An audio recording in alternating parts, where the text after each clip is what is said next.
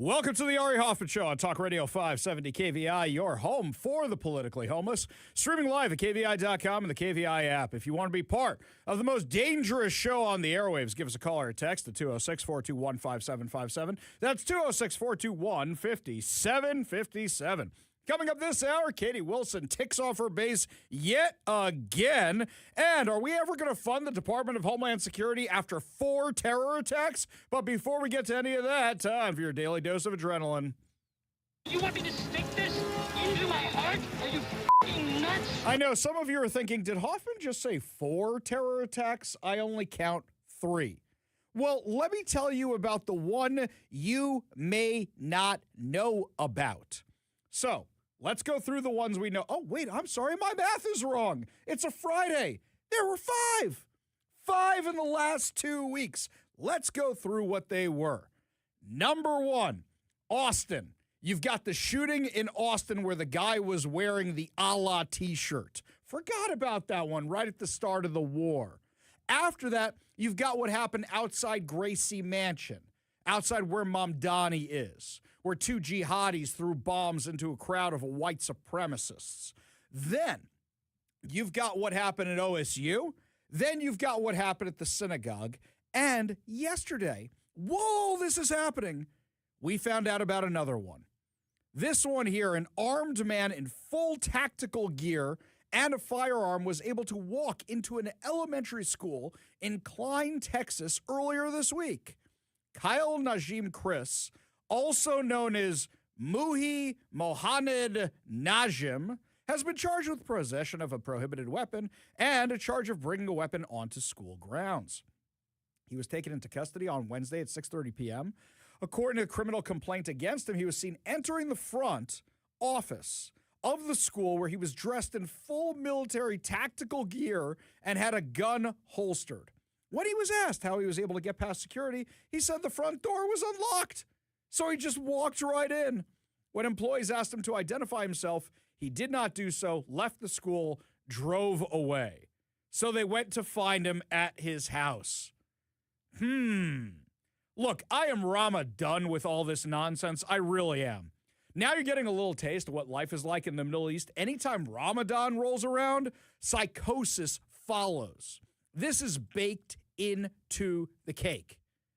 Do we know that this guy who went to kill the ROTC members out at Old Dominion University, he was screaming Allahu Akbar. Do you know what that actually means? It does not mean God is great. I don't know who came up with that translation.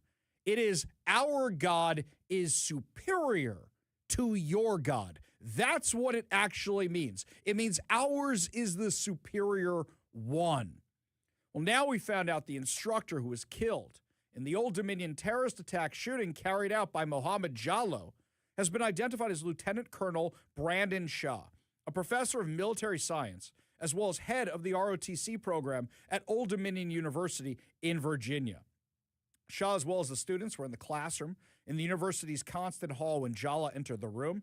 He asked if it was an ROTC class. After someone answered that it was, he opened fire. FBI said prior to the attack, he yelled Allahu Akbar. He was subdued by students who fatally stabbed him to death. He was the son-in-law to Voorhees University trustee and alumnus Dr. Dan Martin, which was confirmed in a Facebook post.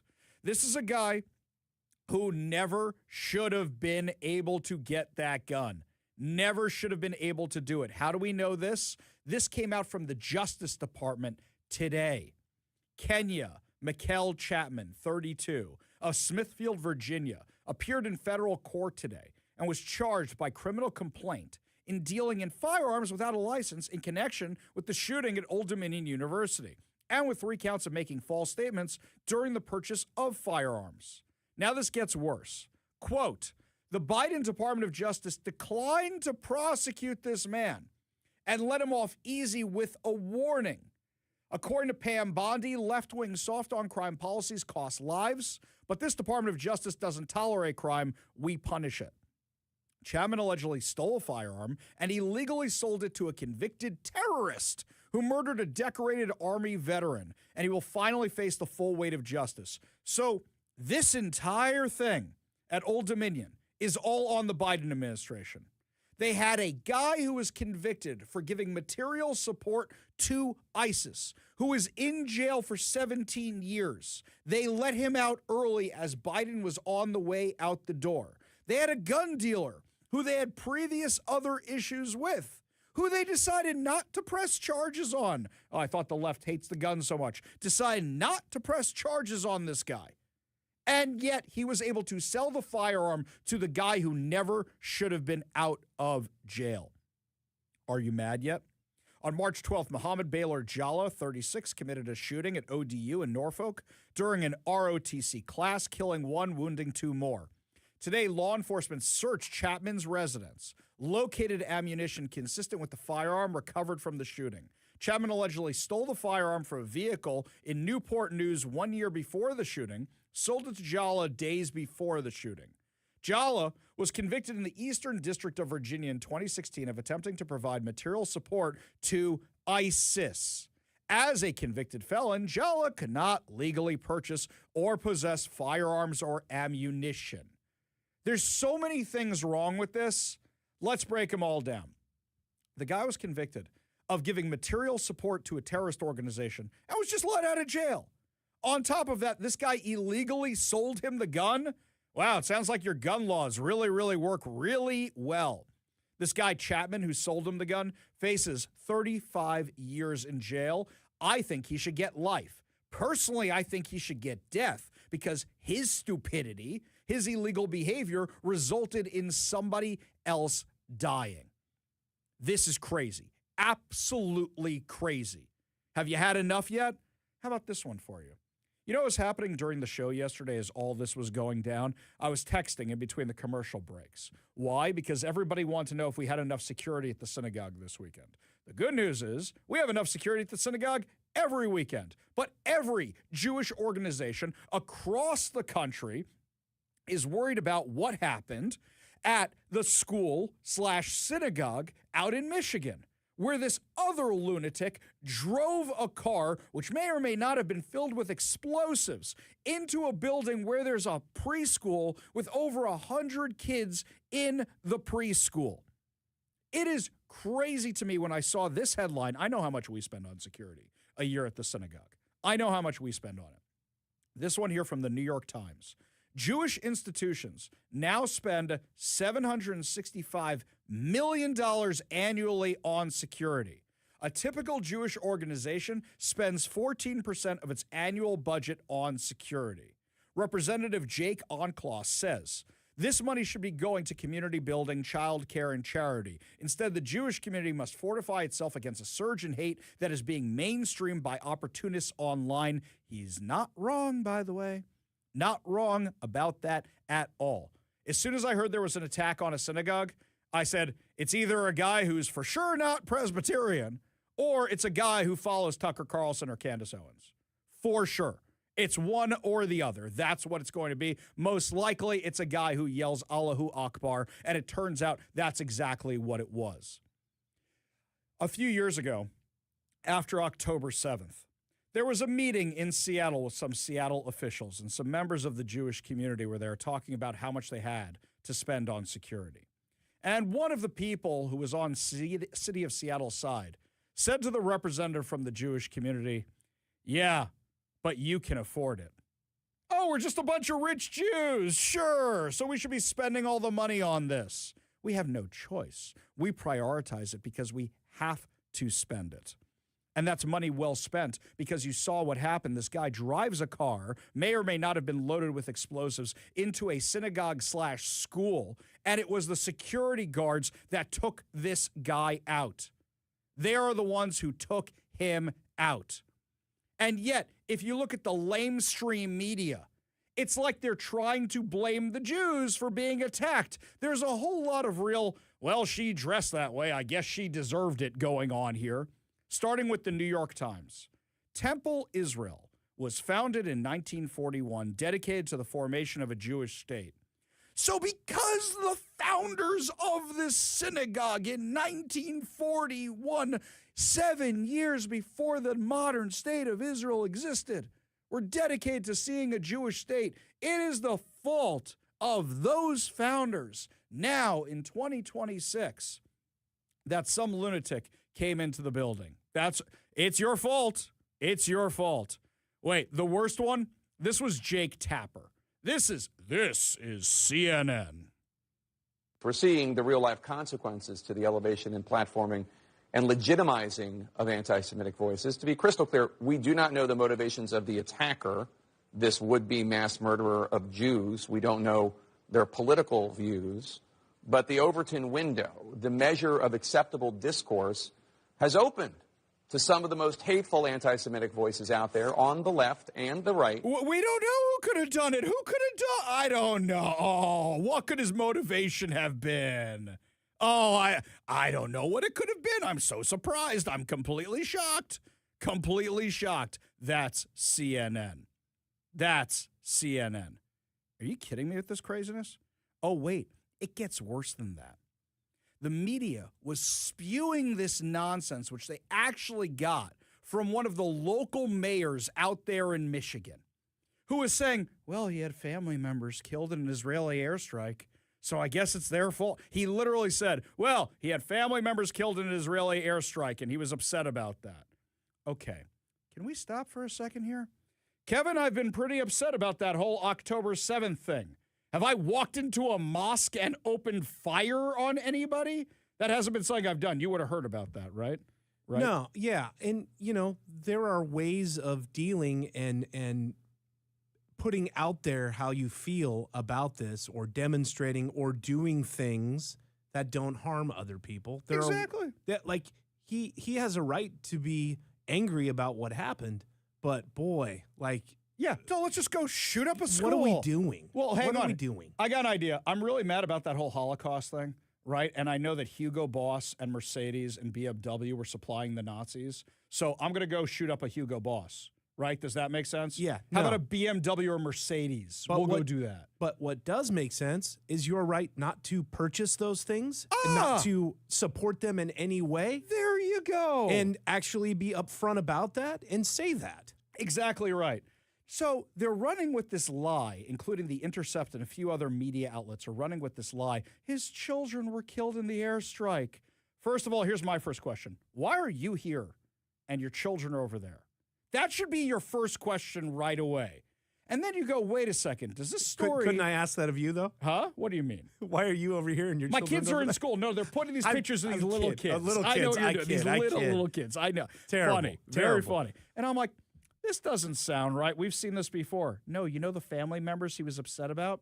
His two brothers who were members of Hezbollah and part of a rocket launch team. That's why they were killed by Israel. Oh, so that's why they shot this thing up? Are you kidding me? The New York Times headline about, they were supportive of the founding of the State of Israel. It sounds familiar. At 13, he was selling sneakers. At 18, he's facing terrorism charges. We're doing this again? Just the teenagers who went to Manhattan for a nice sunny day. No matter how much you hate the mainstream media, you do not hate them enough. CBS, a source in Michigan's Lebanese American community, told CBS News that an Israeli airstrike roughly 10 days ago on a village in Lebanon killed his two brothers and several other family members. They learned from a journalist on the ground that the brothers were both members of the Hezbollah rocket unit in southern Lebanon. That's not the Jerusalem Post. That's not the Times of Israel. That's not Fox News. That is CBS News. That's CBS News. Oh, wait, hang on. Anybody else have this?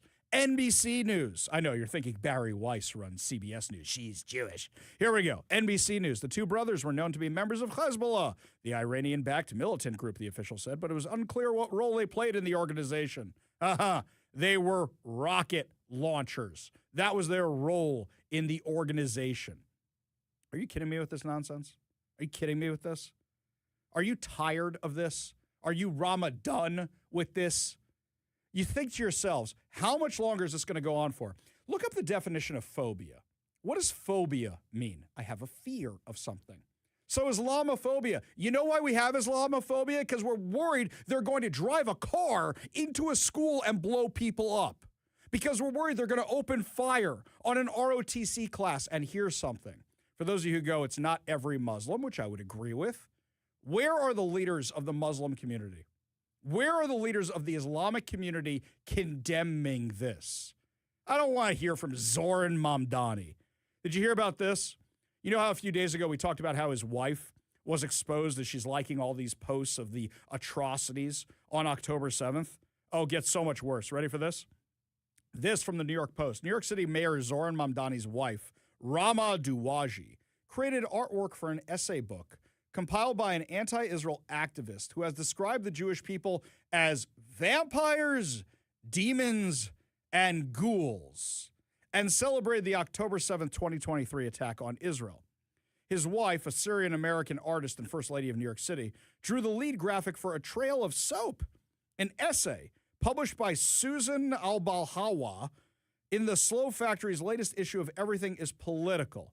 According to the Washington Free Beacon, Al-Bahua is a staunch critic of Israel, has been criticized by the ADL for her inflammatory rhetoric towards the Jewish state. In an op-ed published days after Hamas's barbaric attack on Israel, Abulawa called the massacre a spectacular moment that shocked the world and insinuated that Israel allowed the attack to happen.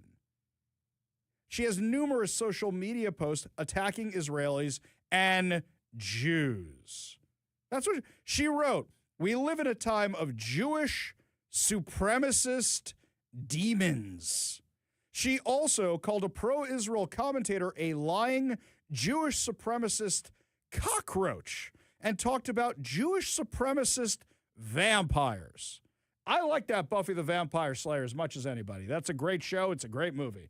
But, okay, maybe it's not great. Maybe it's just good and fun, and it's Christy Swanson and Sarah Michelle Gellar, so we enjoyed it more than we should have. But are you kidding me with this?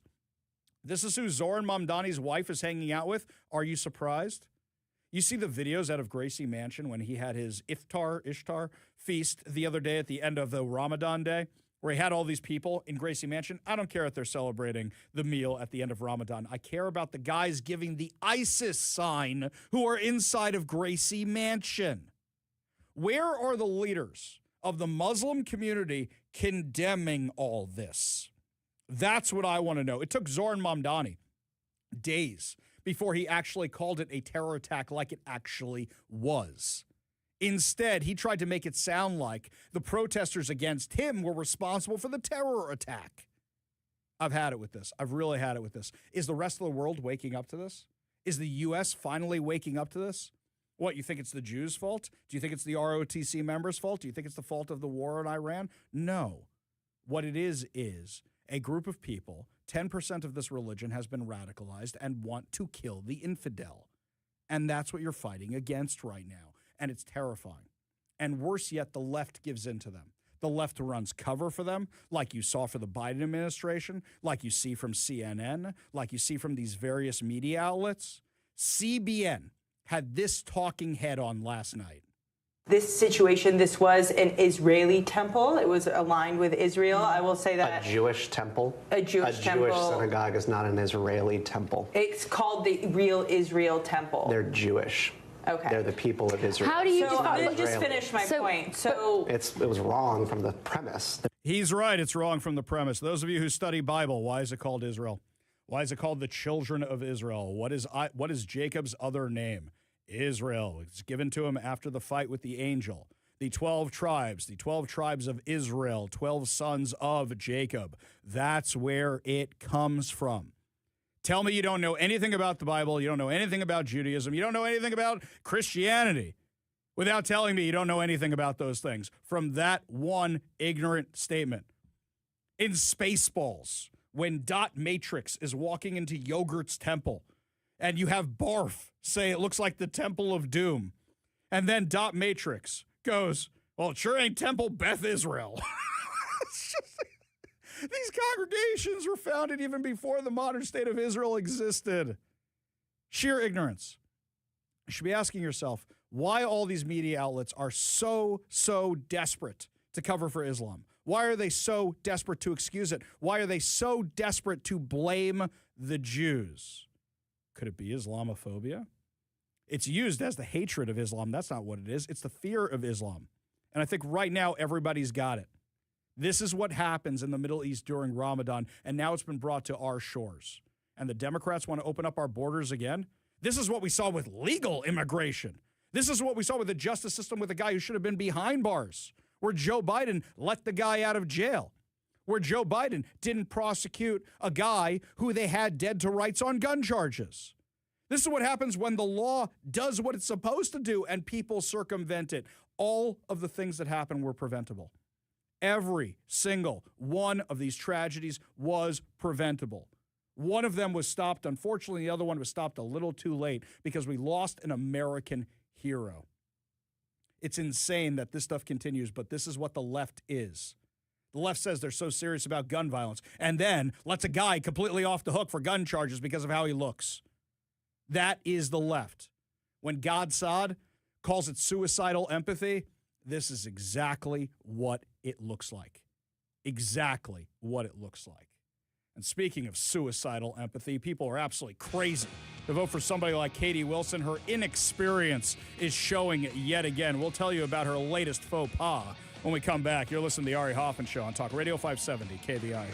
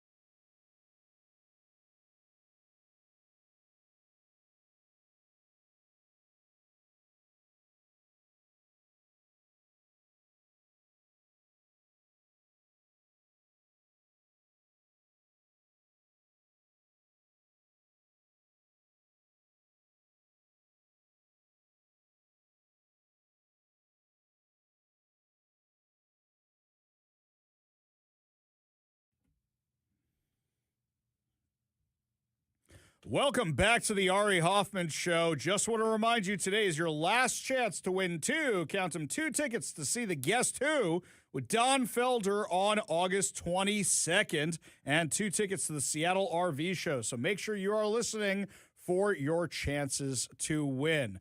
Well, right before I came on in here, we've been covering the legislature a ton, and we will get to your phone calls in a second. But with all the money and taxes that the Democrats have passed over the last 2 years, you're thinking, oh, they must have solved all their budget problems. Nope, not at all. Joining us now in studio from our sister station, Northwest News Radio, their senior political correspondent. Thank you. The one and only Jeff Pogel. How are you today, sir? I am doing well. It is a Friday. Yes. And I've got the weekend coming up, and boy, it's needed. It's been a long week. Especially on a day like today, if the snow's still coming down and you get a fireplace and you put your feet up and you have an old-fashioned right there with you, this is exactly what I'm doing when I get home. Straight thing of scotch. Scotch. We may disagree on politics. We may agree on politics, but we agree on scotch. Yes. All right. Yes, we do. So hang on a second. Jeff, you told me this, and I freaked out in front of the entire newsroom because you gave me this little piece of information. Would you mind sharing it with our audience? Before I get to that, the fact that you didn't already have this information shows me that you weren't paying as close attention or covering the legislature as closely as you say you do. Well, you know what? It would be nice, but I don't get a press pass to go down there and cover the legislature. Touche. So what's up, Jeff? Fair enough. Well, we'll get to the issue in just a second, but before we get to that, let's talk briefly about how things wrapped up to kind of set the table here, because the legislature adjourned sine die Thursday night. And if you don't know what sine die means, this is nerdy Jeff coming out. Sine die, Latin for without a date, meaning they're not no immediate plans to come back. So the session is over. So it has nothing to do with actually dying. It's Latin, yes. Okay. You're a fan of the West Wing. You know President Bartlett spoke in Latin. Come on now. Yes, and that's why he lost Texas. Yes.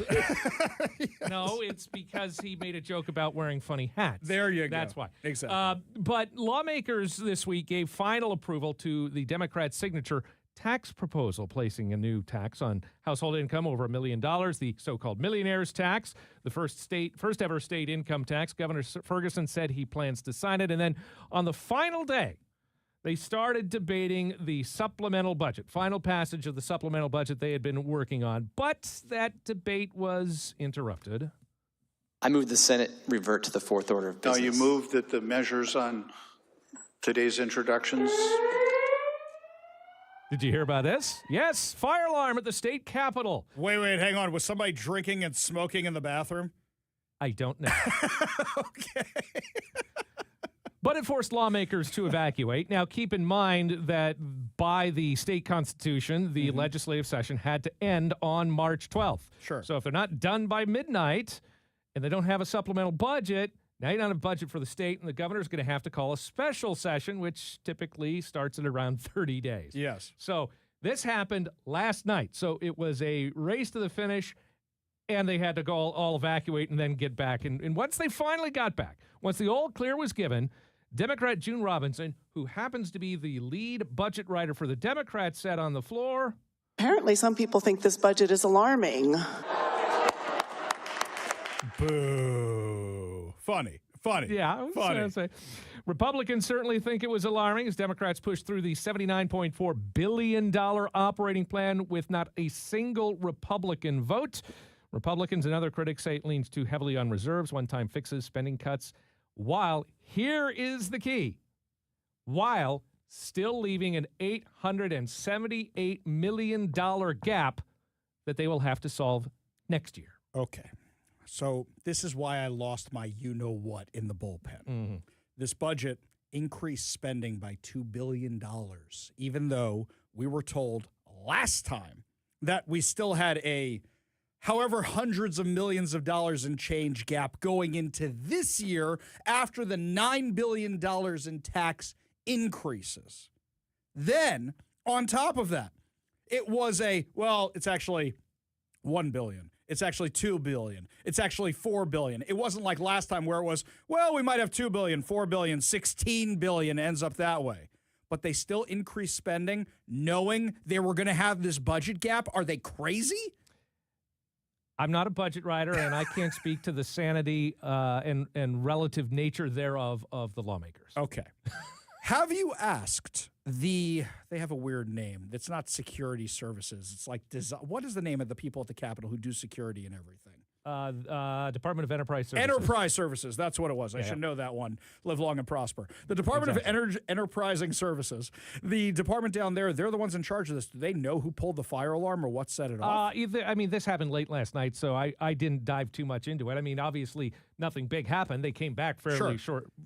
Well, I don't know. It was like Jamal Bowman but wasn't around anywhere, right? So I'm just wondering if somebody pulled the thing or if nobody did. That is a deep cut, and you're mixing legislative bodies. You're talking about the state legislature versus Congress. Whoa. Katie Wilson brought him out when she was campaigning. So for all we know, Katie Wilson brought him out to bring him to the legislature. That's not what actually happened. Okay, so Jeff, how do they plan on fix this thing? Well, you'll have to ask the next legislature. Wow. Because keep in mind, we have an election between now and then. Yes, we do. So there will be a new legislature next year. So it's, how do you want to, sports metaphor, you're punting, kicking the can down the road. So let me ask you this, okay? Just because you have a special relationship with Speaker of the House, Lori Jenkins, you have a very, very special relationship with her. Have you heard that is an inside joke that none of your listeners are going to get. And no, I do not have a special relationship with Speaker of the House, Lori Jenkins. She just is willing to talk to me, unlike most lawmakers. Her office gets back to me. Oh, really? Her office does get back to me. No. Give her credit where credit's due. She won't come on the show, but she gets back to me. Okay, but I'll puff my chest out a little bit since we're here, and I'm on your turf now. Yes. I have good relationships with lawmakers on both sides of the aisle. Well, then you're missing out on all Everyone's willing to talk to me. You're missing out on the fun on social media. Okay? Wish I could pull that damn fire alarm. Exactly right, Zach. Let me ask you this. Have you heard rumors that the Democrats aren't happy with her and are looking for a new speaker? That's the first I've heard of it. I haven't looked into that, so I can't speak one way or the other. I heard some whisperings. I don't want to even say they're full rumors. I was just wondering if you had heard anything. So, so you've heard whispers that aren't even full rumors that you're now putting out there on a 50,000-watt radio station. Those sound like careless whispers. No, what I'm doing is clearly you don't fact check before you go on the air. I'm fact checking it live with you. You're saying you haven't heard this at all. I don't know every little nuance of what conversations are going on in the caucus rooms. I know more about what's going on in the legislature than you just said. It wasn't verified to even be a rumor, much less fact. You know what, Jeff? We don't deal in facts here. Okay, that we much deal is with clear. Outrage here, and we want to be mad. Jeff Pogula from our sister station, Northwest News Radio. You go get that scotch, buddy. Do appreciate it. Oh, well, it's just one? Well, 2, 3, 4, Something 5, like 6. We got a whole lot more to discuss. We'll cover all of this, by the way, on the Northwest. Oh, I'm sorry. Let me do that. Jeff, tell us what's coming up on the Politicast this weekend. We'll talk about this $878 million gap that they'll have to solve next year. In fact, all you got to do is go to Spotify, Apple Podcasts. Is iTunes still a thing? iTunes. Wherever you get your podcasts, There you whatever. go. Look for the Northwest Politicast. The latest episode is called Olympia's $878 million problem. Holy cow. Man, they're just not good at the math over there. Up next, people who aren't good at math, we're going to talk about what's going on in Washington, D.C. You're listening to the Ari Hoffman Show on Talk Radio 570 KVI.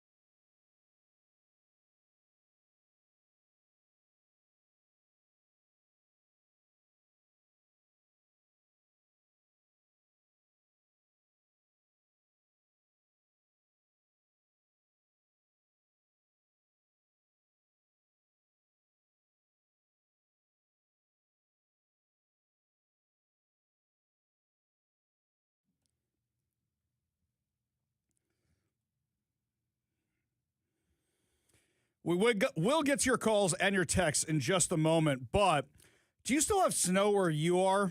I woke up this morning, and my wife says, wake up, see if the snow's sticking to the ground. Your daughter's got to get to school. So I go outside, and I check it out, and I'm barely conscious, and I go, it'll be fine. It'll be fine. Then it starts coming down. It's getting worse. It's getting worse. It's getting worse. Okay, remote school. Then I drive in, and I'm like, this is no big deal at all. The streets are completely clear. And I was kind of relieved. I mean, I love driving in the snow. And plus, for my friends over at Renton Chrysler Dodge Jeep Ram, they just gave me a Jeep Cherokee because I'm not taking the Batmobile out in this weather. That thing is a hybrid. So first of all, I've had it for a couple weeks now. Haven't had to fill it up on gas once. But also, the off-roading on that, because that was that slippery, mushy stuff. And I live on some pretty serious hills. It was nothing. Cut through it like butter. But you know who was the most relieved the snow wasn't bad? Katie Wilson. You think she was prepared for this? I didn't know it was going to snow last night, and I'm in the news world. Kevin, you hear anything about snow in the forecast? I didn't even know that was coming. I did not, but I heard something about an Arctic front or some nonsense, but I just figured it was just going to be really cold. It was kind of cold the last couple of days. Yeah. So. Yeah. But yeah, I looked out the window. My wife, same deal. She said, hey, it's snowing outside. She wakes up earlier than me. I said, come on. Yeah. And I look out, no, yeah. But you can tell instantly, like, oh, this isn't going to be no big deal. This isn't the bad stuff. You know what I did do embarrassingly? So I'm from New York, and I have the Jeep parked outside the house. And what happens is my daughter was kind enough, since she didn't have school that day, I didn't make her shovel, but I sent her outside to clean off the car while I'm getting dressed and stuff because she gets up earlier than me. And I forgot to tell her to brush the stuff off the roof. Forgot about that. So I'm coming into work, and it's fine, it's fine, it's fine. I go on I-5. It's fine, it's fine, it's fine. I hit the brakes at the stop sign in front of Buckley's, the bar across the street. And what happens? The whole thing comes down on the windshield. All of it right there. It was bad. Not rookie mistake, Hoffman. But Katie Wilson, she's thrilled she didn't have to deal with this. You think she knows how to deal with a snowstorm? And you think she knows? Do we have snow plows? Are we allowed to salt, or is it going to kill the fishies or something around here? Unfortunately, I think it's all baked in now. So I think that they learned their lesson, and probably the unit that controls all of that just kind of. Unless she fired them. Well. Because she fired that person who's in charge of Seattle City Light that everybody liked, put in her own replacement, and everybody went bonkers on her about it. See? So we've got how many more years to see if it snows again to figure this out? Well, let's see. She's basically through the winter right now. Yeah. So you got another 3.5 years. Wow. Oh, that sucks. Oh, you get what you vote for. We go to the Warrior Injury Law studio line, take a call from Ben in Seattle. Ben, what's up? Hey, I'm listening to your. I always listen to you, by the way. Thank you. You know, I'm from one of the tribes, and I went out a couple years ago and had a bunch of T-shirts printed for myself that had a huge Star of David in the middle, and then for the winter I had a bunch of sweatshirts with the same Israeli flag, and I'm walking around. Everywhere I go, I wear them, and I'm saying to myself, I don't see any others in Seattle. I don't see any others in Tacoma, you know, and that I think that's why they treat us like sheep, because they're a bunch of wolves. Well, I'll tell you, it's a little different than that. First of all, the Jewish community in Tacoma, very, very, very, very, very small. Unless you're going around North Seattle, Seward Park, or Mercer Island, you're not even going to see that many Jews, especially not in the middle of the day. And also, think about this for a second. Most of the Jews in our area are not observant. So you're also not going to see that. I mean, look, when I saw somebody at the Kraken game the other night wearing a yarmulke, I'm like, oh, look, it's a Jew, which somebody goes, I got some weird looks when I did that. People's heads already snap around when you do that.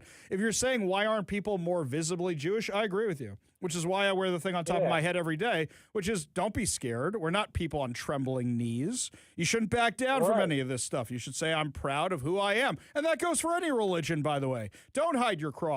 Don't hide any of your religious symbols. Be out there. Be who you are. Appreciate the call, Ben. Appreciate you being part of the show. You want to be part of the show, you give us a call or text at 206-421-5757. We go back to the Warrior Injury Law studio line, take a call from our friend Chris in Bonnie Lake. Chris, it's been a while. How you doing? I'm good, buddy. Happy Friday. Indeed, indeed. What's up?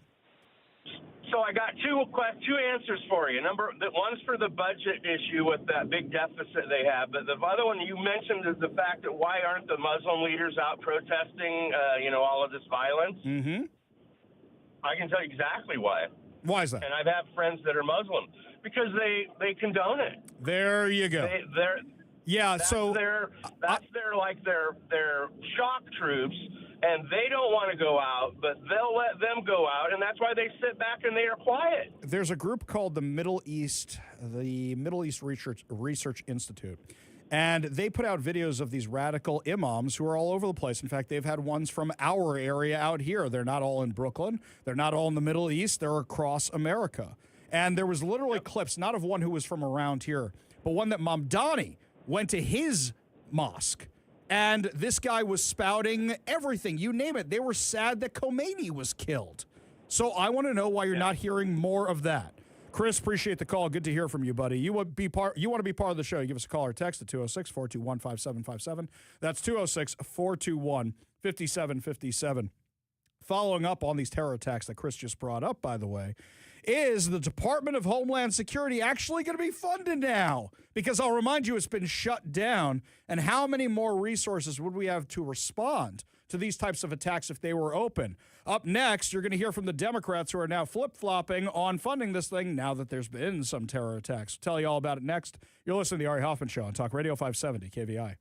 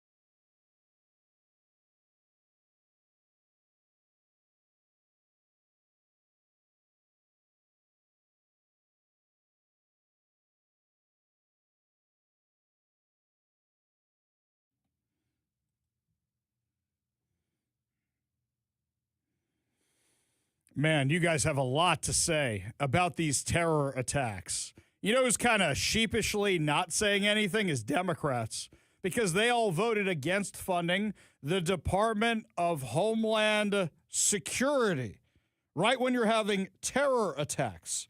Yesterday, there's this press conference in Michigan after the terror attack on the synagogue/school.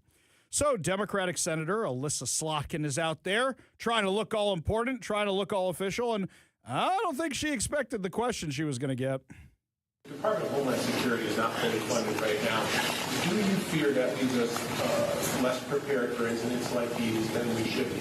Yeah, I would say the department, because they are essential workers, they have been, at work. Certainly in Michigan, we have a ton of DHS folks, CBP, and so they are on the call and they are doing their jobs.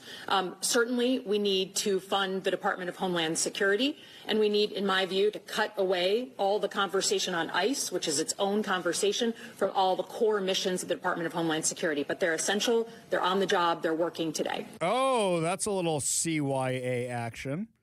Okay, ICE is part of that. If you don't want terrorists in the country, ICE is one of the ways you stop them, especially since the Democrats let so many of them into the country. It's remarkable to me that the people who committed these acts were naturalized U.S. citizens. Now, I'm wondering why the guy who gave material support to ISIS in the OSU attack, that guy who was in jail and supposed to be there for 17 years but was released early by the Biden administration, why that guy still has citizenship. I think it should be pulled. I think the problem is we don't ever actually use the law, which allows us to take away citizenship. I think it should have been yanked right away. How could you say ICE is separate from that conversation? To secure the border, you need to secure it against terrorists. To get terrorists out of the country, oftentimes you find them because they got in here illegally. You think a terrorist shows up at SeaTac Airport and they say, "Can we see your passport?" And, "Oh, I see that you have your Hezbollah ID card." Well, yes, come right on it. Well, actually, here at SeaTac, they might actually do that. But sure, come on in. We would love to have you. Are you kidding me? Are you kidding me? This one here. Kelly in Seattle says, "Ari, I think the stupidity of people not wanting to find a motivation stems back to 9/11. I think G.W. Bush publicly said that Islam is a peaceful religion." Ah, yes, that's right. So don't hold Muslims responsible. I live near a mosque. The people there held signs saying we support America. They also had signs that said Muslims are people too. Funny thing to me, not one sign expressing embarrassment or disgust with the terrorists. People would not call it out. Perhaps if people had more disdain with them, things would be different. I think they have been laughing at us for years. I would tend to agree. I absolutely would agree on something like that. Because how come I haven't heard any local Muslim leaders speaking out against this? How come I haven't heard the Muslim leaders in the other cities speaking out against this? Anybody? Nobody? Okay, Robin Lakewood says this. If somebody can provide me proof, I haven't seen this in the news yet. He says the U.S. Air Force KC-135 tanker that crashed was from Fairchild Air Force Base in Spokane. Is that accurate? I haven't seen anything to confirm that. If somebody has a link to that, send it on over to me. I will check it out. Please send that over to me at ari@kvi.com. That's ari@kvi.com. This one here from Forrest Cat on our earlier conversation with Jeff Pogula from Northwest News Radio about the legislature and how they have another budget gap. Even though they increased the budget $2 billion, saying, "Oh, we got to watch our spending. Oh, we got to be careful because we have a budget gap." Ari, the Texocrats in Olympia are insatiable. Next year, they will again declare an overspending budget crisis with rumors that the Democrats are already discussing new tax legislation behind closed doors. Yes, not surprised at all. At all. This one here from Robin Lakewood. Jeff admits the GOP will talk to him, but the Democrats are afraid of Ari. Very good, Rob. Very, very good. Do appreciate that. That's a good one. It's insane to me that we are still having the discussion about Islamophobia. I don't know if you saw this from Bernie Sanders. Bernie Sanders did this whole post about, "Oh, the attack on the synagogue is terrible, terrible. We need to speak out against anti-Semitism and Islamophobia." What does Islamophobia have anything to do with that? I was meeting with somebody from a local organization that, shall we say, disagrees with me politically not too long ago. And I was trying to explain that you don't need to say Islamophobia every time you say anti-Semitism. They're two completely unrelated different things. It's almost like you're kowtowing to the Muslims. So this person who I was talking to was black. And I said, how would you feel if for Martin Luther King Day, they couldn't stop talking about the LGBTQIA two-spirit stuff? And she said, well, it's Martin Luther King Day, so we should be talking about black history. I said, exactly right. Now you know how I feel anytime somebody brings up Islamophobia when they mention anti-Semitic attacks.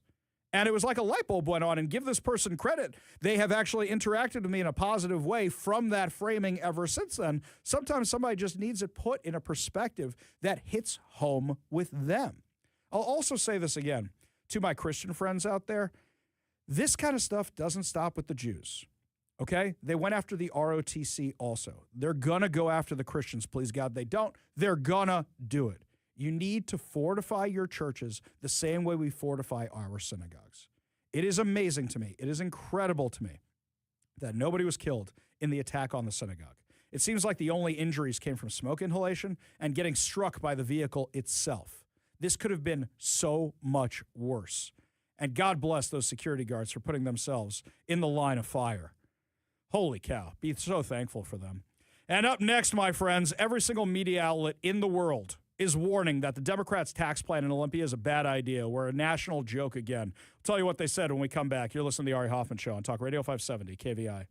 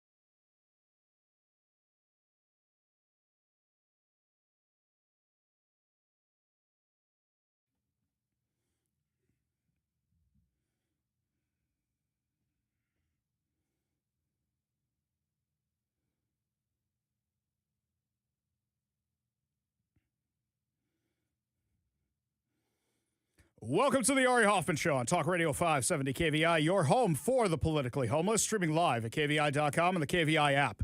If you want to be part of the most dangerous show on the airwaves, give us a call or a text at 206-421-5757. That's 206-421-5757. Coming up at 4:30 today, Brandy Cruz joins us to talk about our lawsuit against the Washington State Legislature and their insane, out-of-control taxes and spending. But before we get to any of that, we go to the Warrior Injury Law Studio line, take a call from James and Everett. James, what's up? Yeah, I was telling your screener that I'm trying to set up an appointment with the Snohomish County assessor on my property taxes, and I was able to get through to the first wave, but I haven't been able to get through the second wave.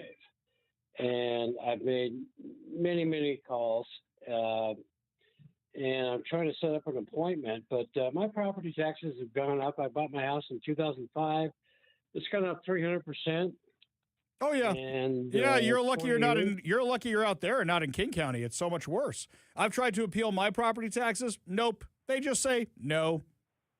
Just well, no. I think that's what they're telling me right now, and the frustration is that I just want to look at somebody in their eyeballs, in their face, and say, tell me that I'm not paying enough. Yeah. And it is so frustrating. If you actually get a hearing, just let loose and say, are our roads that great? Are our bridges that great? Is anything around here that great? Are cops going to come when I actually want them to come? You would just ask them those questions. The problem is you're just going to feel better like you vented a little bit and then feel worse when they reject you. I'm not saying don't go through the process. Occasionally you get lucky, but they do whatever they can to discourage you from doing it.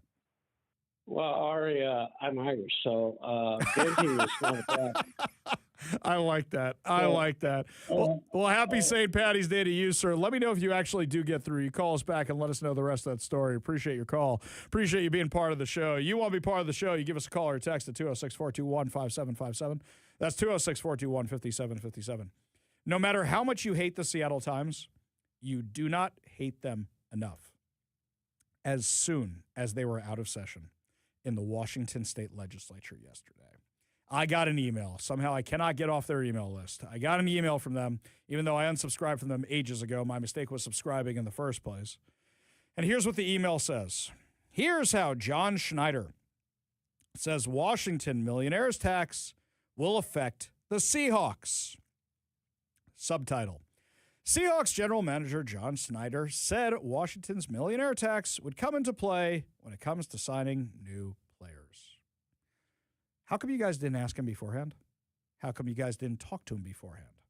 And the answer is you didn't want the answer. This is what the entire lamestream media does every single time there's a legislative session. They ignore the big issues because the truth is the Democrats are just their stenographer, or the media is just a stenographer for the Democrats. See, I mixed them up. They're exactly the same. They are just their stenographers. They want them to get what they want because they think it means funding for them, which in the case of the Democrats, it does.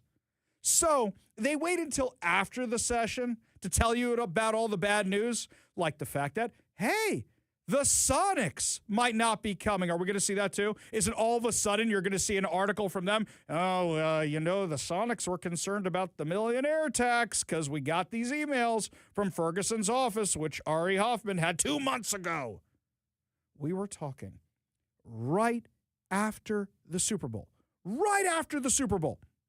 about how Sam Darnold, the quarterback for the Seattle Seahawks, had to pay to be in the Super Bowl because of California's insane taxes. And we said how the Democrats were considering the exact same thing. If the Seattle Times is the paper of record, how come they weren't doing the exact same story? You reach out to John Schneider now. How come you didn't reach out to John Schneider before all this and say, hey, general manager of the Seattle Seahawks, how could the millionaires tax affect you? Our listeners want to know. Why didn't you ask beforehand? Because they wanted it to pass. Now, lucky for us, the national media has picked up on all this. In fact, the majority of the national media actually wrote their op-eds against this tax before the Democrats signed it. The Republicans, keeping up their 25-hour, I guess for lack of a better word, filibuster, actually got a lot of national media attention.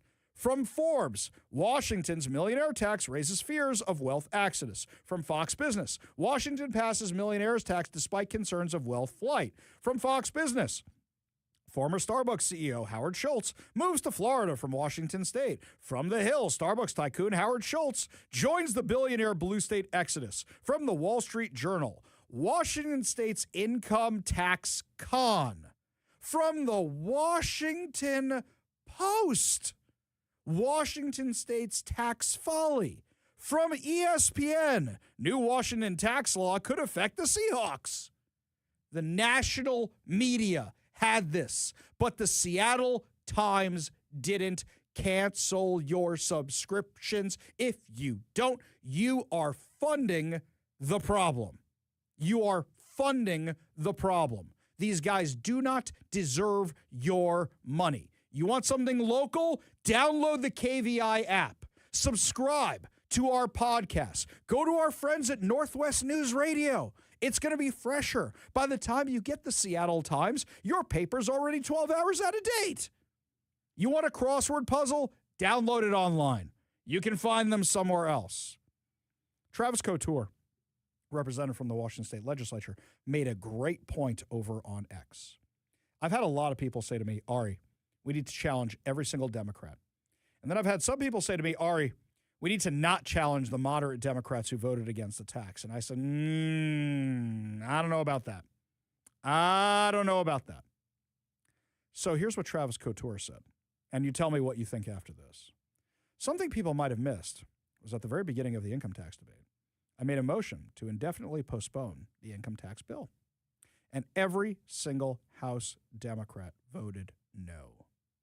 In plain English, that motion means kill the bill for the session, and every Democrat is on the record for having denied killing the income tax. Every House Democrat was in favor of the income tax. Now, let me take that out of political speak for a minute. It's that if you were really that opposed to the income tax, you would have shut down the discussion on it. You would have said, it's a short session. This is really meant for supplemental budget things, fix the budget problems, fix Inslee's mess a little bit, nip and tuck here. You would have done that. But instead, they did this purposely. They voted for this thing, knowing they could vote against it later. How democratic of them. So when you say, oh, they voted against the tax, there's what, 10, 11 of them that voted against it? No, my friends. No mercy. We're going after every single one of their seats. Every single one. And we have to. We absolutely have to. Because there's tons of other issues we have here. Now, a lot of you are saying we need to find some moderate Democrats. I think you're right. But we also need some kind of contract with Washington where we say exactly what it is that we are making these people promise, and then we hold them to it. Because somebody like Bob Ferguson, who pretended to be a moderate, we knew he wasn't. If you're a listener of this show, we don't call him Turd Ferguson for no reason. Here's what he wrote after the session last night, if you want to be furious about this. The Democrats rammed this thing through, even though everybody warned them it was a bad idea. The Democrats applauded it. Turd Ferguson has been saying, oh, well, I'm not sure it's in the right place. Oh, now I can sign it. They didn't make any changes to it, by the way. So here's what Turd Ferguson wrote. The millionaire's tax has now been approved by the Senate. Donald Trump and the... Really? Really, dude?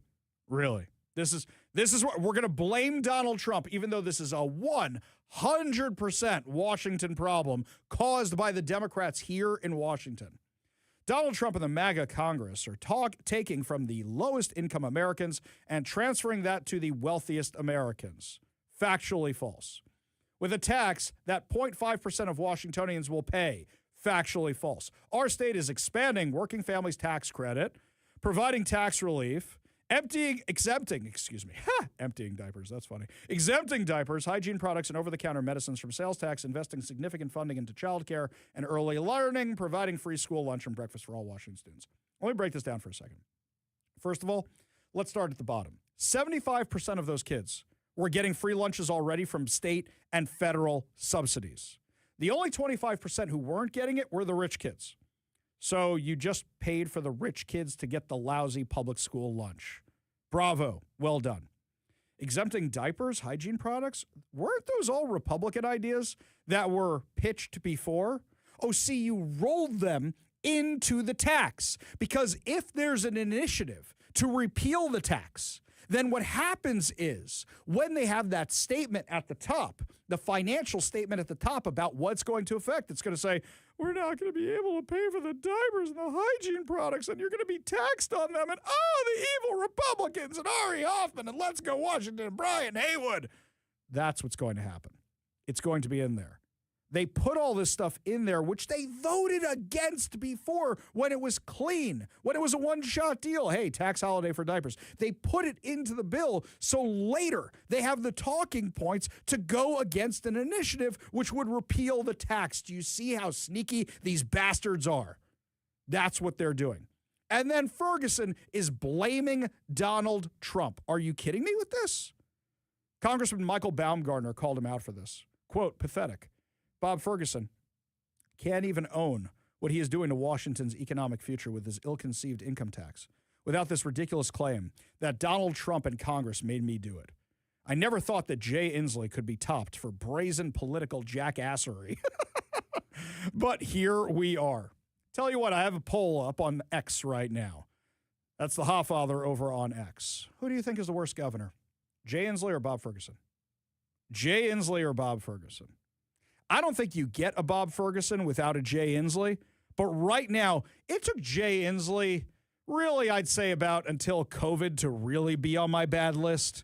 Really, it was COVID when he destroyed my businesses, and then I started paying closer attention. Somebody who shall remain nameless, who's a somebody around here, said the biggest mistake Jay Inslee ever made was putting Ari Hoffman out of business. I take that as a supreme compliment. But you talk about Turd Ferguson. In a year, the fact that we're even considering that he's worse than Jay Inslee shows you how damaging his time in office has been and who's going to hold him accountable. Here's something else. These Como News polls, you got to take with a grain of salt because they're not scientific, they're in articles, they're clickbait. But I've never seen one like this before. I never have. This Como News poll was in the article about passing the income tax. And here's what the question was. Do you feel passing the millionaire's tax reflects the will of Washington state voters? Your choices are yes, no, still not sure. I have never seen results like this. 32,000 people participated in this poll. The last time I checked, it's probably a lot more by now because I think I took the screenshot last night. And that was a day or two after it passed. 32,000 people. 97% said no, it doesn't reflect the will of Washington state voters. 97%. Only 2% said yes, which are probably the people who work for Ferguson's office or the Democrats. 2%. That is it. Nobody wrote still not sure, so I'm wondering what happened to that other 1%. Do you think that a sleeping giant has been woken here? Do you think they have been awakened? There's been an awakening. Do you think that's what's happening here? Or do you think it's just pie in the sky idealism?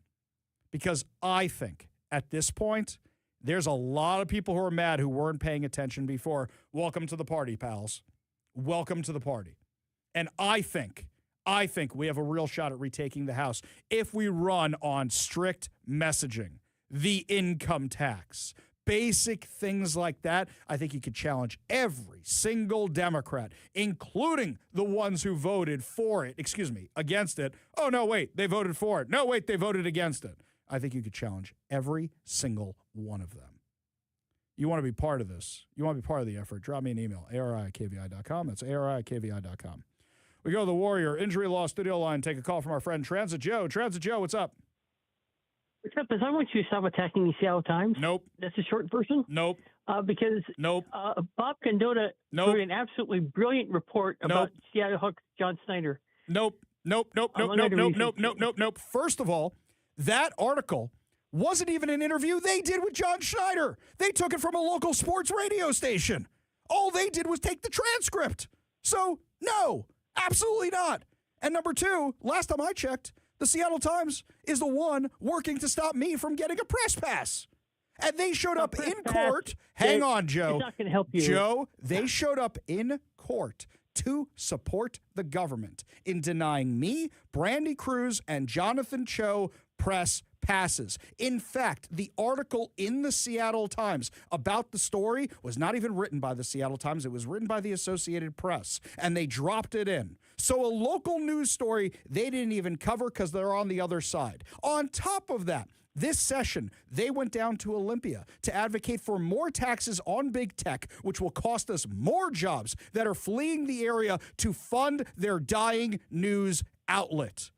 No, Joe, No, Joe, I am not going to stop attacking the Seattle Times. I'm not going to stop attacking a paper whose reporter stood there like a stick in the mud asking no questions from Sean Scott when he was proposing the wealth tax, when he was proposing an income tax on every single Washingtonian. No, I'm not going to stop attacking a paper which went on October 8th. Their front page of that paper was talking about the poor Palestinians.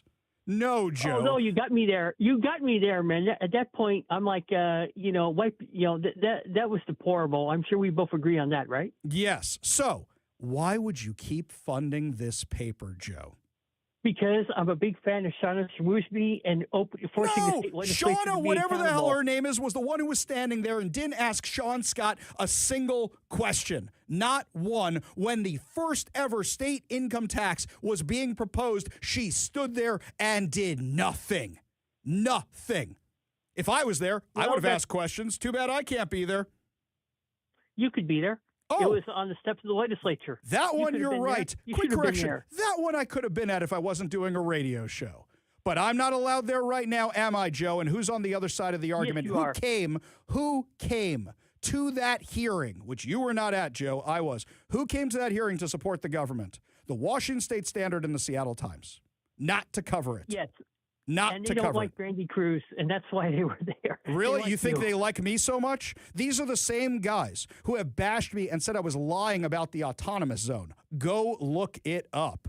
No, Joe, as long as I have a microphone and as long as I have a radio show and as long as I have a social media platform, I am going to make it my goal that the Seattle Times is out of business. I want them to be like the Seattle PI, an abandoned globe, joining the rest of the hellscape they have created here in Seattle by supporting every single candidate who voted for the bad policies that they supported.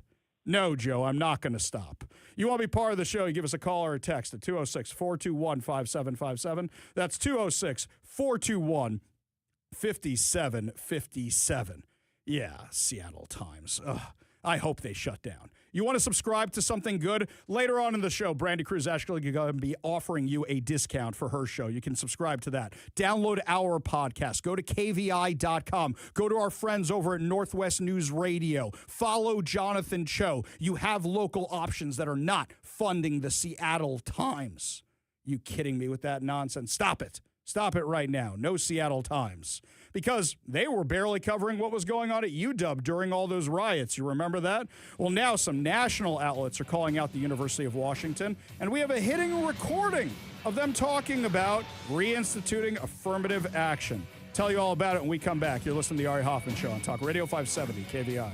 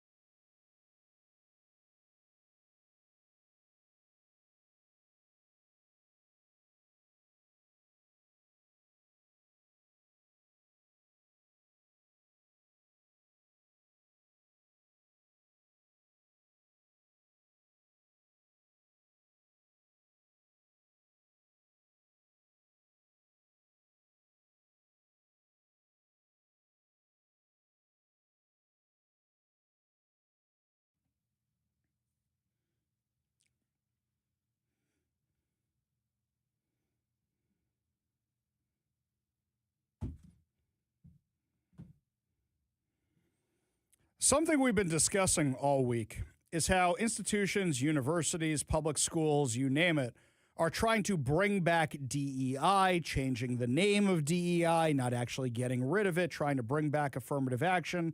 Well, now we actually have proof that University of Washington has been doing this. This is an older recording from last year. And I knew it was an older recording when somebody sent it to me because Anamari Hoochie is in the video, the former president of University of Washington. And this is a faculty meeting, whoever's having this discussion. And one of their staff members is actually talking about trying to bring back affirmative action, which by the Supreme Court was ruled discriminatory. In fact, I wouldn't be surprised if this meeting was directly as a result of that court ruling. But I want you to go before me, all of you, if you have something. AB? Hi, everybody. Abraham Flaxman, Department of Health Metric Sciences. I would like to use this opportunity to sort of test an idea that has crossed my desk recently and see if people would like a Class C resolution about it. The topic, for me, really falls under the kind of umbrella of how can we increase diversity among our students with all of the rules and regulations that prevent us from using traditional affirmative action methods. Stop right there. The rules and regulations. Oh, you mean the Constitution and the law? How can we work around that? Please continue. And I've met some students that I think have come up with a way around this. Communist students. This was one of the guys who was hanging out inside the Gaza encampment. Which is to provide tuition for Native American and Alaskan Native students. Because this group is a political class and not a racial ethnic class, it does not fall afoul of the federal or state laws that prohibit us from having affirmative action based on, say, race or ethnicity. And my understanding is that actually Washington State University is already doing this. The students who've been crafting this legislation have come up with ways to do it that are really intentional about saying, this is not something that's going to take resources away from anything that is in play. It's something that we want to make sort of the state provide more resources for. And I would like to sort of circulate the draft of the legislation and solicit feedback from it in preparation for maybe bringing this as a Class C at our next meeting. And I can also share it now if people want to have a quick look at it while we're together. Sounds to me like he's working on going against a Supreme Court ruling or finding ways around a Supreme Court ruling or using this thing for the Native American community to open the doorway to other communities. I have this question here about anybody paging the Department of Justice, maybe their Civil Rights Division, where you are literally saying, hey, hang on a second, we want to discriminate based on race. You know what I noticed? Is that a whole bunch of people on that thing, they're all a bunch of white people on there. There's one Native American guy sitting there. You can tell he is, and I'm waiting for his comments on all this. I didn't get to hear it in the recording. I really like to know his thoughts on all this. We go to the Warrior Injury Law Studio line, take a call from our frenemy, Bennett the Protester. Bennett, what's up, man? Hey, again, this is kind of a serious thing. You were talking about the Michigan shooting and the shooter Ghazali, about how, CBS have reported apparently been driven to grief by the fact that, two of his brothers have been killed in an Israeli drone strike. And you mentioned, apparently correctly, that they were part of a Hezbollah rocket unit. Yeah. So the same CBS story that I was reading from, next paragraph, it says, Ghazali's sister-in-law was wounded in the strike, and two young children of one of his brothers and sister-in-law were also killed. Yes. So, okay. I mean, I'm just saying that is relevant. If you're going to go to the Bennett, I'll tell you why I disagree with you. Killed. I'll tell you why I disagree with you. You ready for this? Okay. What do we do when we send people into combat? Do we send their families with them? I never liked this about Star Trek. Do you watch Star Trek, Bennett? Yeah, I mean, I'm not the new. Oh no, that's okay. We all think the new one's terrible. More than you did. Yeah, okay, good. We're all, she's putting her feet up on the captain's chair. It's terrible. Okay, good. Bennett, you and I are on the same page. Good. Let's go with this. Let's build on this for a second. I never liked that there were kids on the Enterprise D. I never liked that. And the reason I never like that, I know you're trying to be space explorers, but you're going to run into the Romulans eventually, right? I know you got peace with the Klingons, but how many times you're going to fight the Borg? You're going to take a bunch of kids to go fight the Borg? I mean, that doesn't sound very evolved to me. I know it sucks being away from your family, but the families live back on the bases here in America or near the bases. They don't go to Iraq or Afghanistan with their spouses. So for me, I got an issue with the fact that if these guys are actively working on being the rocket launchers for Hezbollah, and they know that Israel will go after the terrorists, and then they go home to their families at night, they do that purposely to put them in the line of fire. Well, I'm just saying you were the one who brought up the issue of his family members that were killed in the attack and why that might have motivated him. And I'm just saying there's no reason to bring up his two brothers without also bringing up the children, his niece and nephew. That's fair. We're talking about By the way, I don't think it makes it, to be absolutely clear, I do not think it makes it okay. But if we're talking about why he was driven to grief, there's lots of people who come forward and said they knew him before this happened, and he was a nice-ish, normal person before his family was killed by Israel, and then something inside him snapped. Well, hang on a second. You don't know what your Bennett, do you have any siblings? Half brother and half sister. Half brother, half sister. You don't have to give me the full detail. We don't need to out them on the show. But you know what they do for a living. Around here. Okay, you know what they do for a living, right? They're much younger. My dad got remarried, so you have Bennett, computers. Bennett, we're building on the similarities here. You know, I have brothers and sisters who are the same age as my kids. Okay, if I had kids, my half brother and half sister would probably be about the same age as my kids. Okay, but you get the point I'm making here. What I'm saying is that you know what they're up to. You know where they're in school. You know what they do. You know what their interests are, right? You think this guy didn't know his brothers were working for Hezbollah?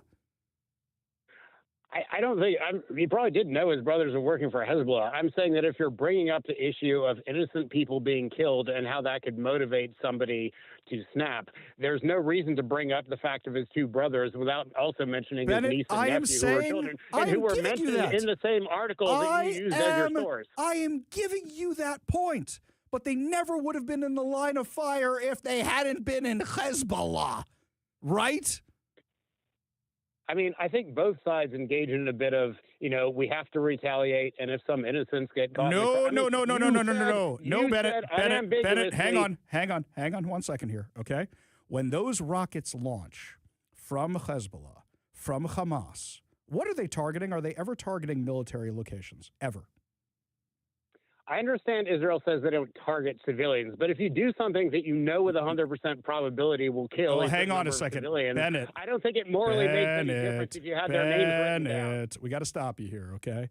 First of all, they drop leaflets. They warn everybody that they're coming. That's what they do. They send loudspeakers through the street. They do that, and these guys still choose to hide behind them. They build their bases under hospitals. They launch rockets out of schools. But worse than that, when these guys from Hezbollah are launching rockets, or these guys from Hamas are launching rockets, they're not sophisticated. They don't have targeting computers on them. They're basically one step above fireworks, but they have a lot more dynamite in them. And what happens is they go wherever they go, and they just keep launching them. So they don't care if they go near civilian populations. Like, for example, my son in Jerusalem is right now in a bomb shelter anytime those sirens go off because he's right near the Dome of the Rock, and they're launching them at the Dome of the Rock. If they cared so much about casualties, they wouldn't be targeting their own sites. Okay, you said on Twitter we should drop a nuclear bomb on Gaza and presumably kill about 2 million innocent people. Yeah. Which apparently you still think is funny. Okay. I still think I'm pretty funny on social media. I still find myself very entertaining. Bennett, I'm glad that you and I agree on so few things, but that we can still agree that Star Trek, that the original one was good, that the next generation was good, and that the new one sucks, right? Okay, well, I have a Star Trek confession to make. My name is Bennett, and I'm addicted to episodes featuring the omnipotent alien played by John D. Lancey. It's Ari. Yeah. It's a QAnon Oh, I have a meme I have to send you. I will find it. It's actually one that attacks us Republican types. You'll like it. I have to remember to send it to you. Adding it to my list of homework. Bennett, appreciate the call. Appreciate you being part of the show. You want to be part of the show, give us a call or text at 206-421-5757. That's 206-421-5757. Up next, Brandy Cruz will be joining us to talk about our press pass case, but also this income tax insanity and what's in store for you and what's in store for Washington State. You're listening to the Ari Hoffman Show on Talk Radio 570 KVI.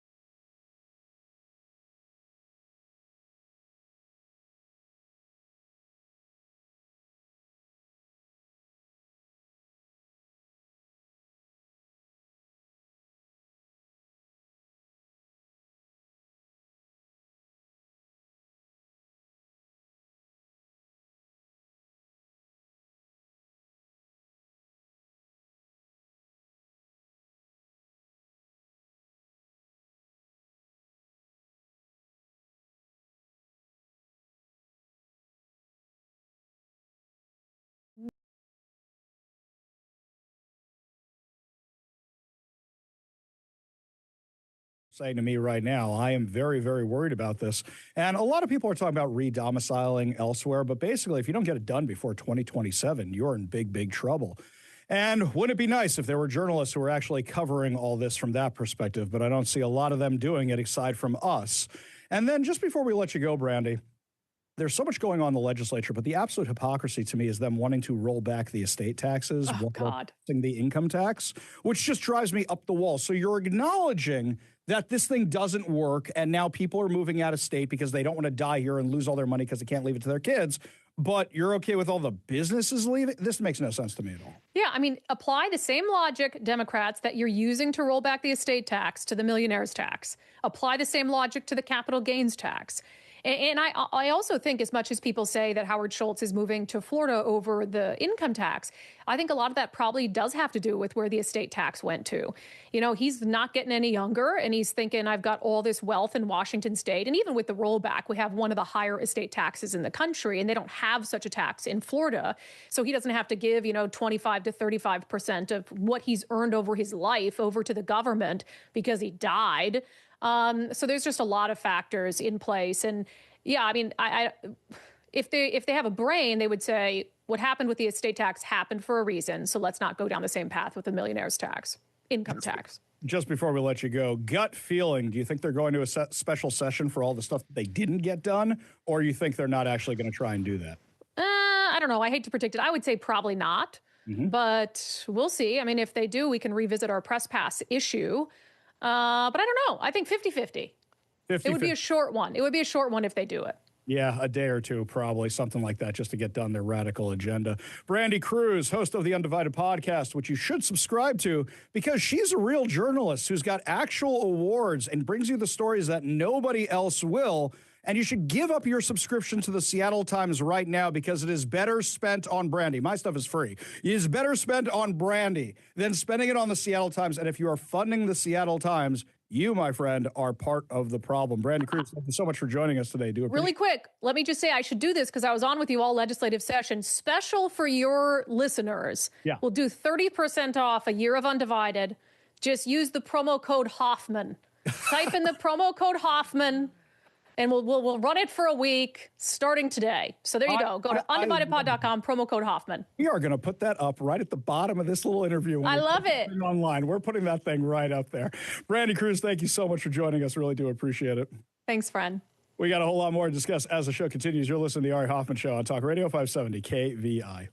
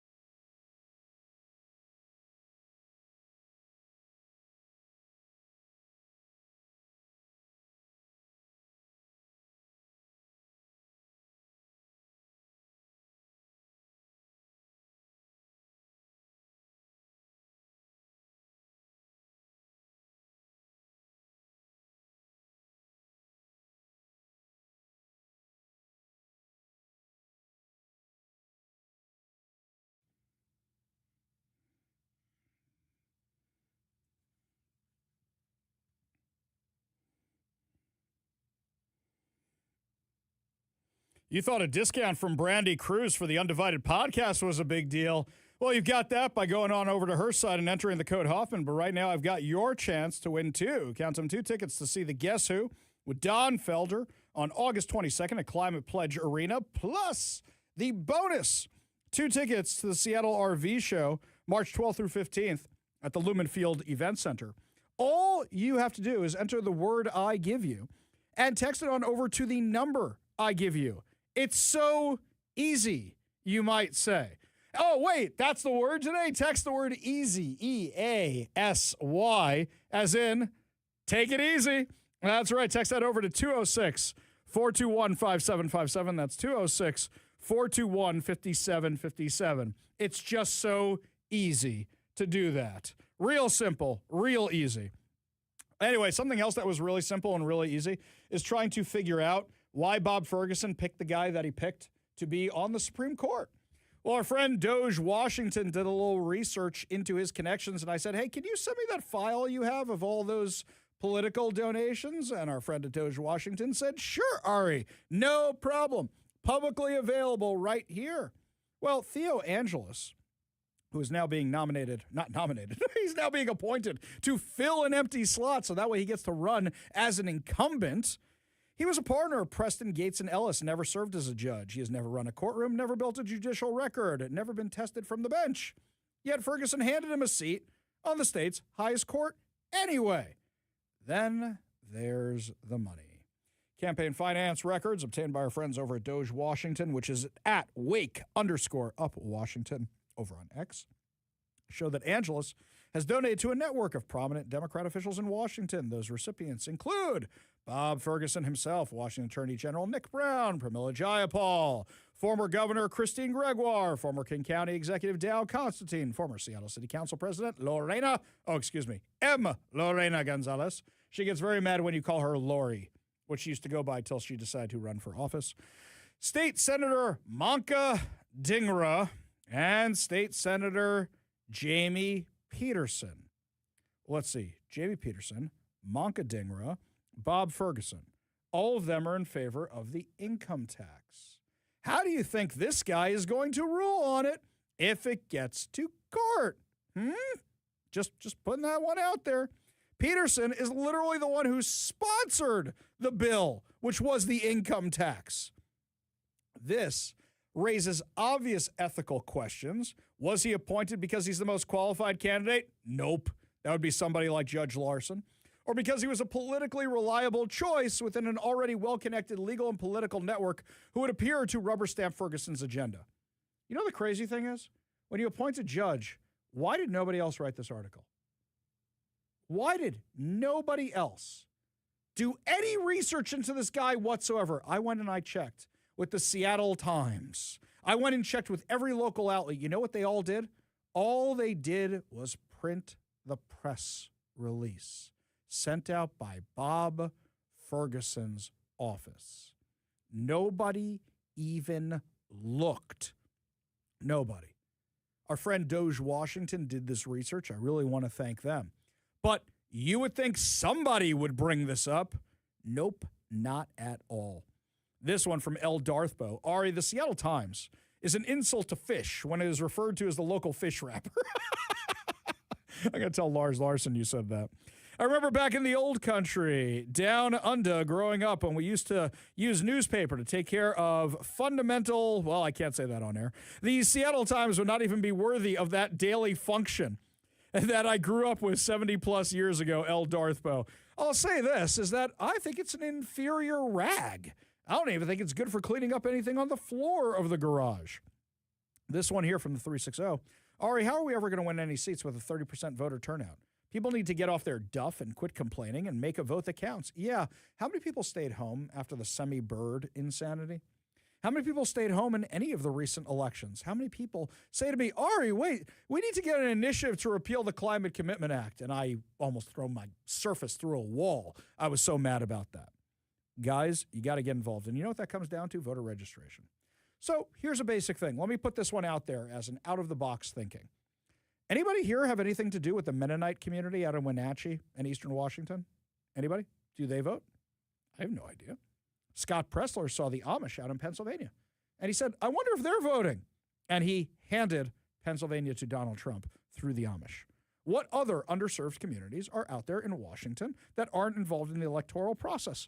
And that these things are going to affect them as well because they make an income too. If you want to beat the Democrats, you make it all about the income tax, nothing else. And here's your answer. When somebody says to you, Ari, Donald Trump this or Donald Trump that, or you're a candidate running for office, Donald Trump this, Donald Trump that, you say, Donald Trump didn't just put an income tax on everybody in Washington. Donald Trump didn't just cut Medicare, Medicaid, and school funding in his budget. Bob Ferguson, the Democrats do that. You list every single thing they have done, and you keep it to that. Nothing national. Some of you have reached out and said, Ari, you're going to help out with the congressional races and such. Guys, right now I'm focusing on the legislature. What about the judges? Oh, yeah, we need people for that. We definitely need people focusing on that. But I'm going to tell you this, guys, is that this is going to be a fight. We were given this ginormous opportunity by the Democrats, which I wish hadn't come. I wish it hadn't. But that's what we were given. We're going to take advantage of it to try and take back Washington State. It's going to be all about the income tax. That's what every election in November has to be about, or we're going to continue losing. And I'm going to continue being upset. And you know what? I'd rather not be upset, especially on a Friday. Up next, my friends, the latest on these terrorist activities and some troubling news out of right here in Washington regarding all this. We'll give you the details when we come back. You're listening to the Ari Hoffman Show on Talk Radio 570 KVI.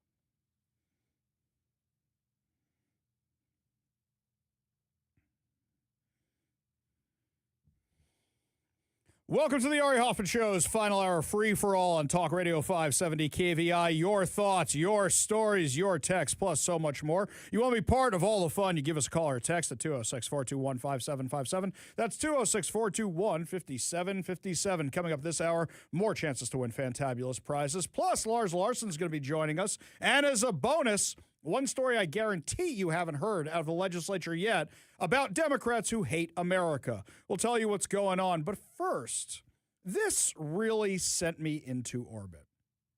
After the terrorist attack on the school and synagogue in Michigan yesterday, the mayor of Dearborn Heights, Mo Badoon, sent out this statement.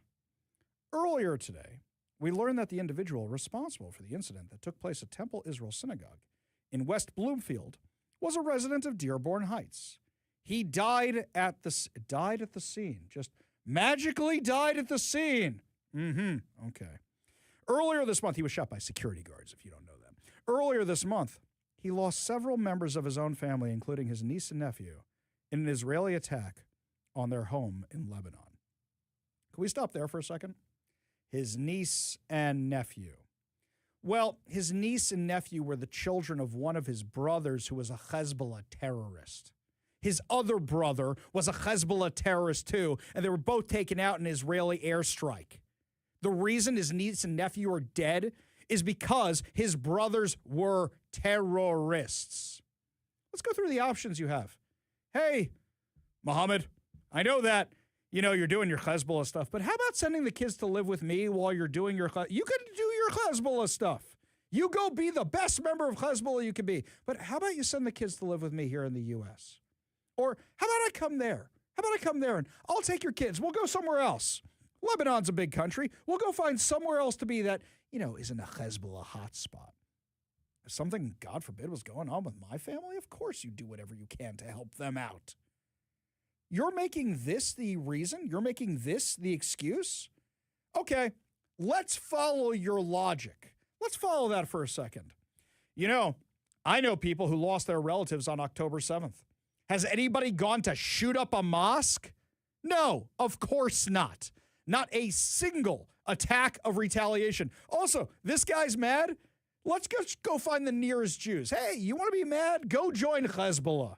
Go get inspired. Go join. I'm not encouraging anybody to join a terrorist group, to be clear, for anybody who's going to clip this later and try and make me look bad. But you want to do that, go join Hezbollah. You'll probably meet the same end as your brothers. Oh, wait, you kind of did, right?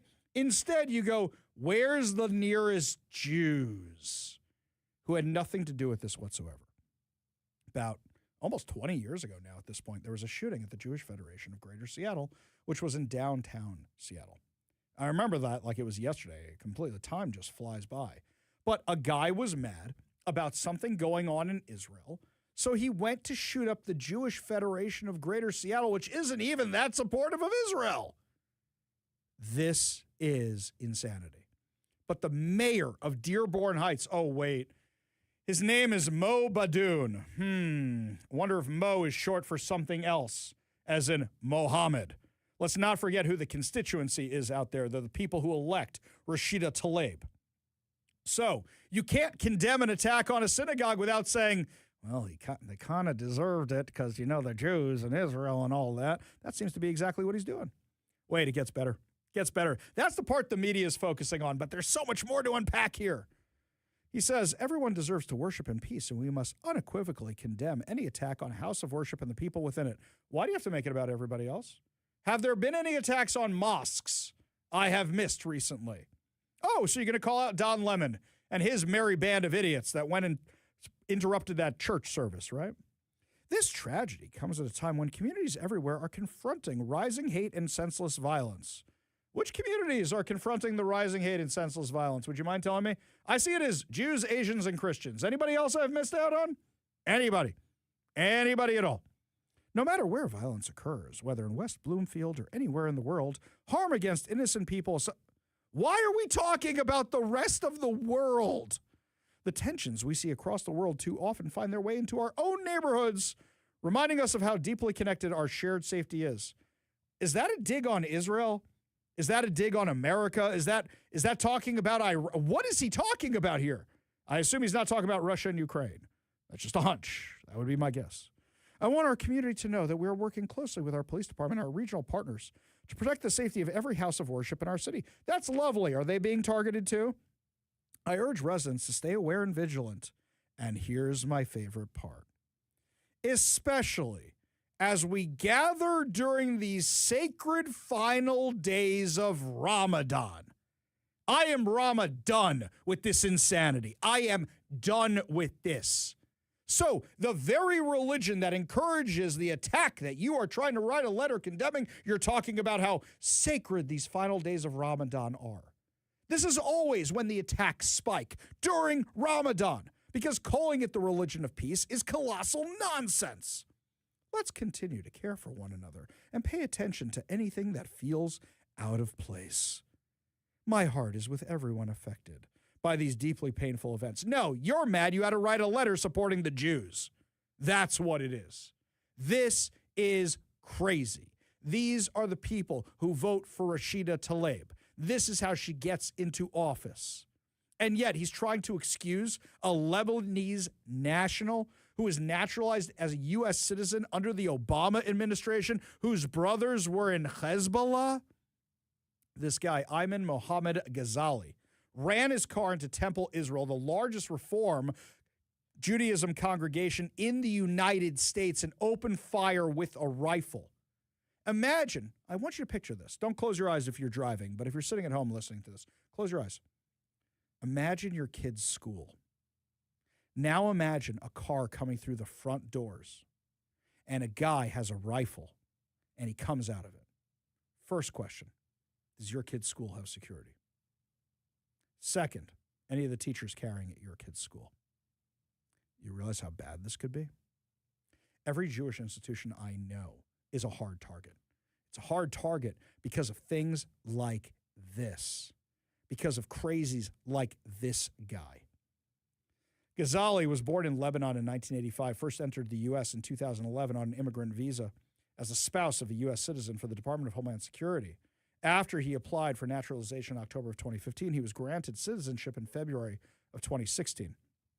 One security guard was injured as a result of being struck by the attacker's vehicle, but is in stable condition, according to the Daily Wire. Oakland County Sheriff Michael Bouchard confirmed that no one else was injured in the attack. Temple Israel runs a drive-through pantry on Thursdays and has a preschool that was in session. The synagogue said on Thursday that all 140 students in our Susan and Harold Loss Early Education Center, our amazing staff, our courageous teachers, and our heroic security personnel are all accounted for and safe. My wife works for the Jewish News Syndicate, which is a Jewish outlet. And she actually got to speak to some of the clergy members, some of the rabbis over at that synagogue. And she was talking to them relatively soon after this happened. And she says you could hear it in their voices how shook up they were by this, because imagine you're off campus and you're getting phone calls. There's a shooting going on and you want to run down there right away. But what can you really do? Did you see the amount of law enforcement that showed up? It was incredible. Absolutely incredible. This is one of five terrorist attacks in the last 2 weeks. Well, gee, what's been going on for 2 weeks? Oh, the stuff in Iran. Are these sleeper cells? Or are these people who take advantage of it? Or is it just the religion of peace doing the religion of peace stuff? Because that's what it seems like to me. And yet, you have so many people making excuses for the religion of peace. Here's CNN's Jake Tapper.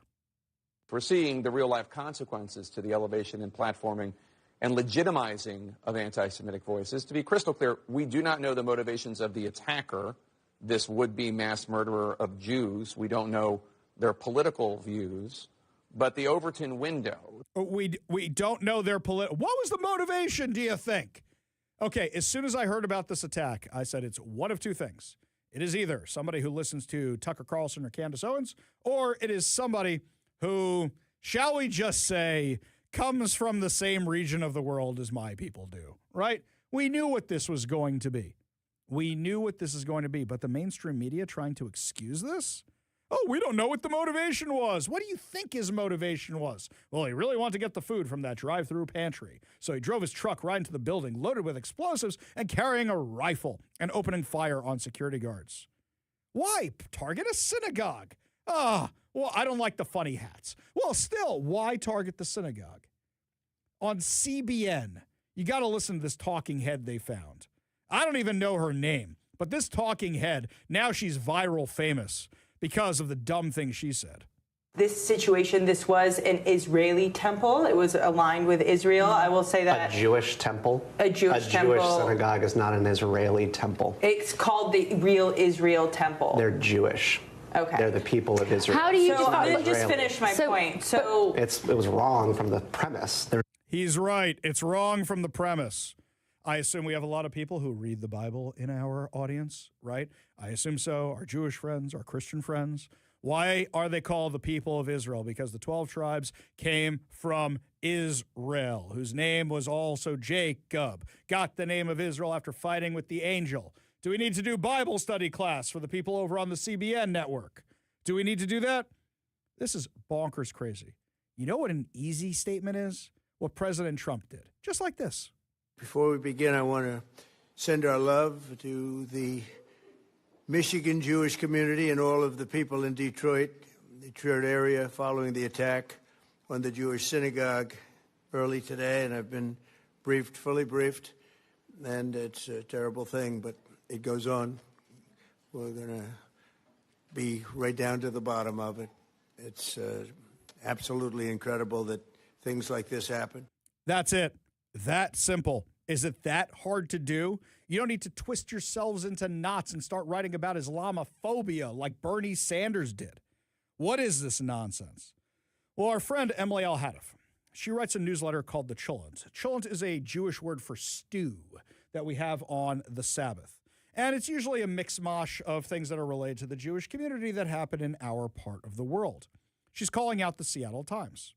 She writes, Seattle Times social justice columnist Naomi Ishisaka, the worst columnist at the Seattle Times, can be counted on to feature voices that carry the most progressive narrative, even if they flatten other complex minority experiences along the way. So in her article, Iranian voices in Seattle may not be unified, but we still must listen. Rather than sourcing a range of Iranian opinions, she chooses two people that we must listen to. Layla Salmasi, mother of left-wing state representative Daria Fariver. By the way, time out for a second. Daria Fariver participates in any pro-Hamas event in the area. She does stuff with care. And Professor Ari Hoffman, director of the UW Middle East Center at the Jackson School for International Studies. Oh, you mean the ones who run the anti-Semitic events all the time and the anti-Israel events all the time and all the pro-Hamas stuff? Mm-hmm. They have a relationship. His Middle East Center hosted her and other lawmakers at a UW town hall last fall. Fanny said the U.S. and Israel are carrying out a monumentally lawless, criminal, and reckless war. And that is an act of imperial thuggery meant to demoralize and force every nation and the global south to fall in line or face consequences. Apparently, this guy doesn't care that the Iranians killed over 1,000 Americans. This boilerplate far-left rhetoric is standard for Fanny, an uncompromising anti-Zionist who uses his position as a university department director to elevate Palestinian activism, who seems to believe that Israel is the root of all imperialist evil rather than a regime that has been exporting its revolution via propaganda and explosions for almost half a century. It's not that the Islamic regime isn't bad, he says. It's just that Trump and Israel are worse, and Iranians need to determine their own future without intervention somehow. You can count on any Seattle Times article about Iran to call him up and get his expert opinion. This is who the Seattle Times reaches out to.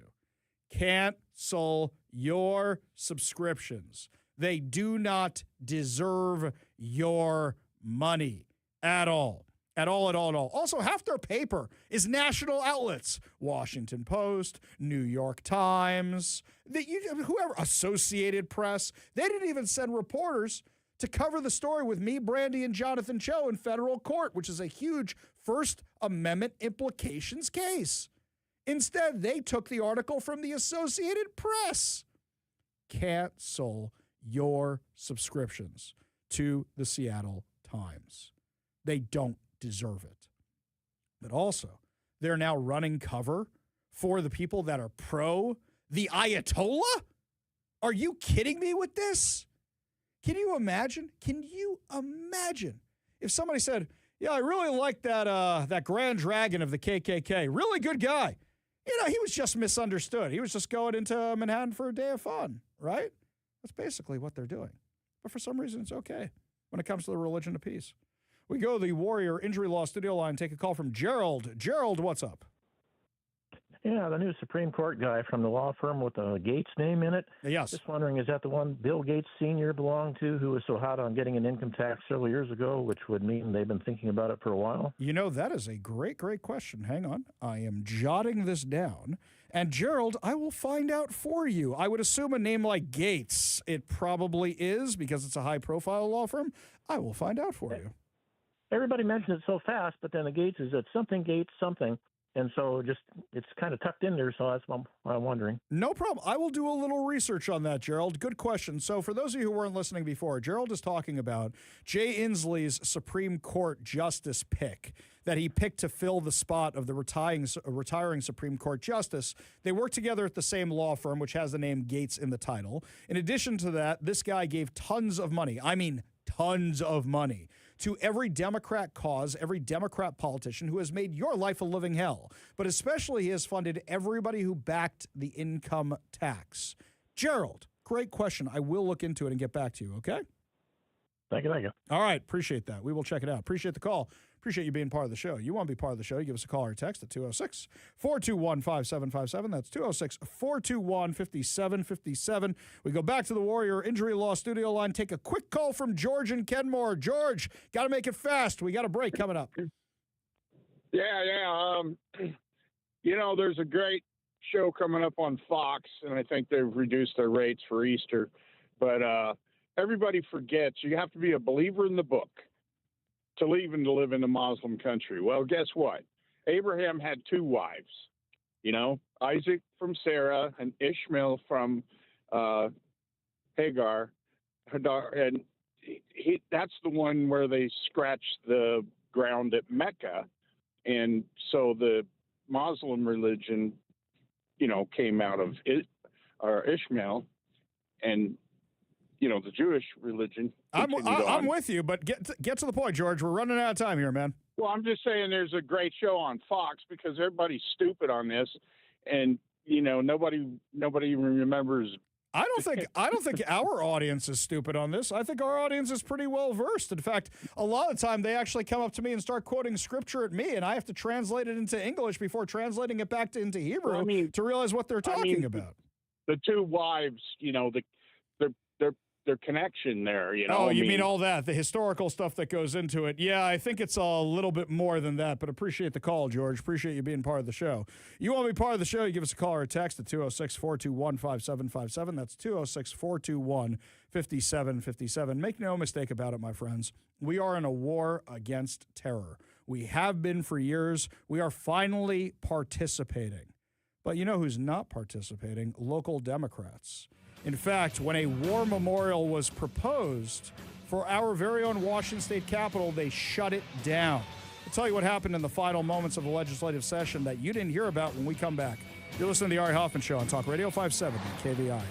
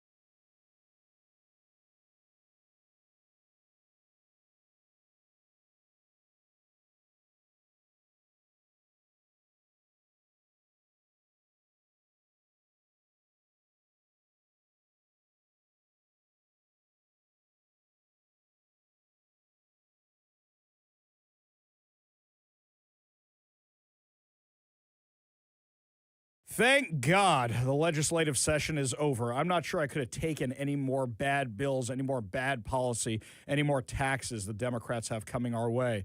But there's a little drama that nobody knew was happening, that nobody knew what was going on towards the last few days of the session. Joining us now to discuss, Representative Hunter Abel. Thank you so much for being with us today. Glad to be here, Ari. Thank you. Such a pleasure. Now, I had you at the beginning of the session, and I think it was even before the session started. That's the last time I had you on for an interview. And the discussion was you had this war memorial for the war on terror that was going to go on the Capitol campus. And we said, who'd be crazy enough to vote against this? Come on, it's for soldiers, right? Well, turns out that's exactly what happened. That's exactly the flavor of crazy that we have in Olympia these days. You're right. This was House Bill 2514. It was a bill to establish a war memorial for the between 150 and just shy of 300 Washingtonians who lost their lives in the wars in Iraq and Afghanistan as part of the war on terror. And Ari, I think when you and I spoke last time, I said it's one of the most bipartisan bills in the legislature. It had 17 sponsors or co-sponsors. And the veterans community, of course, was very much in support of it.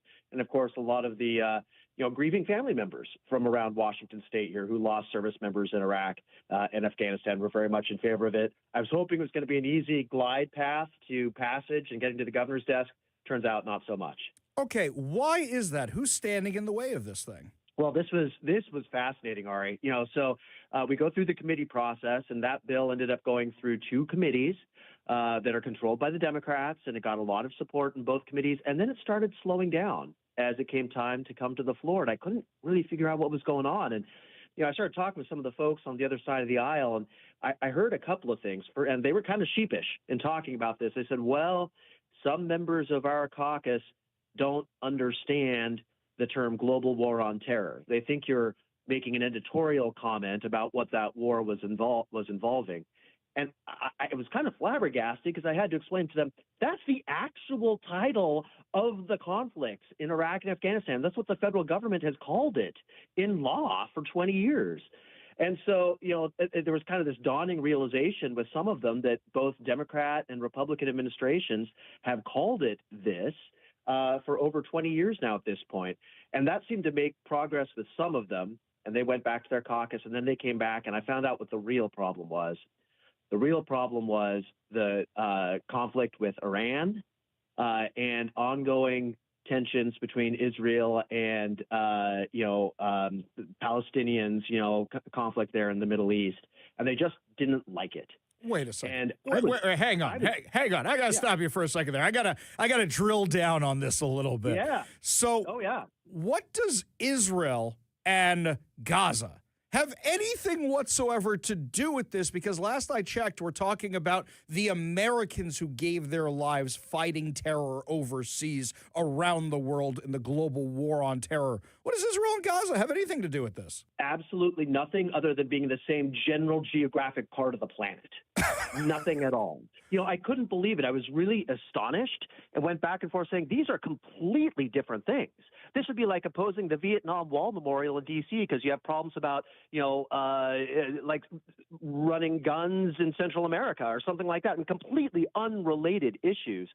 And so, we went back and forth on that, and there was just no budging them. And adding insult to injury, the issue about Iran is that Iran, as you know, was actively involved in attacking U.S. service members during the war in Iraq.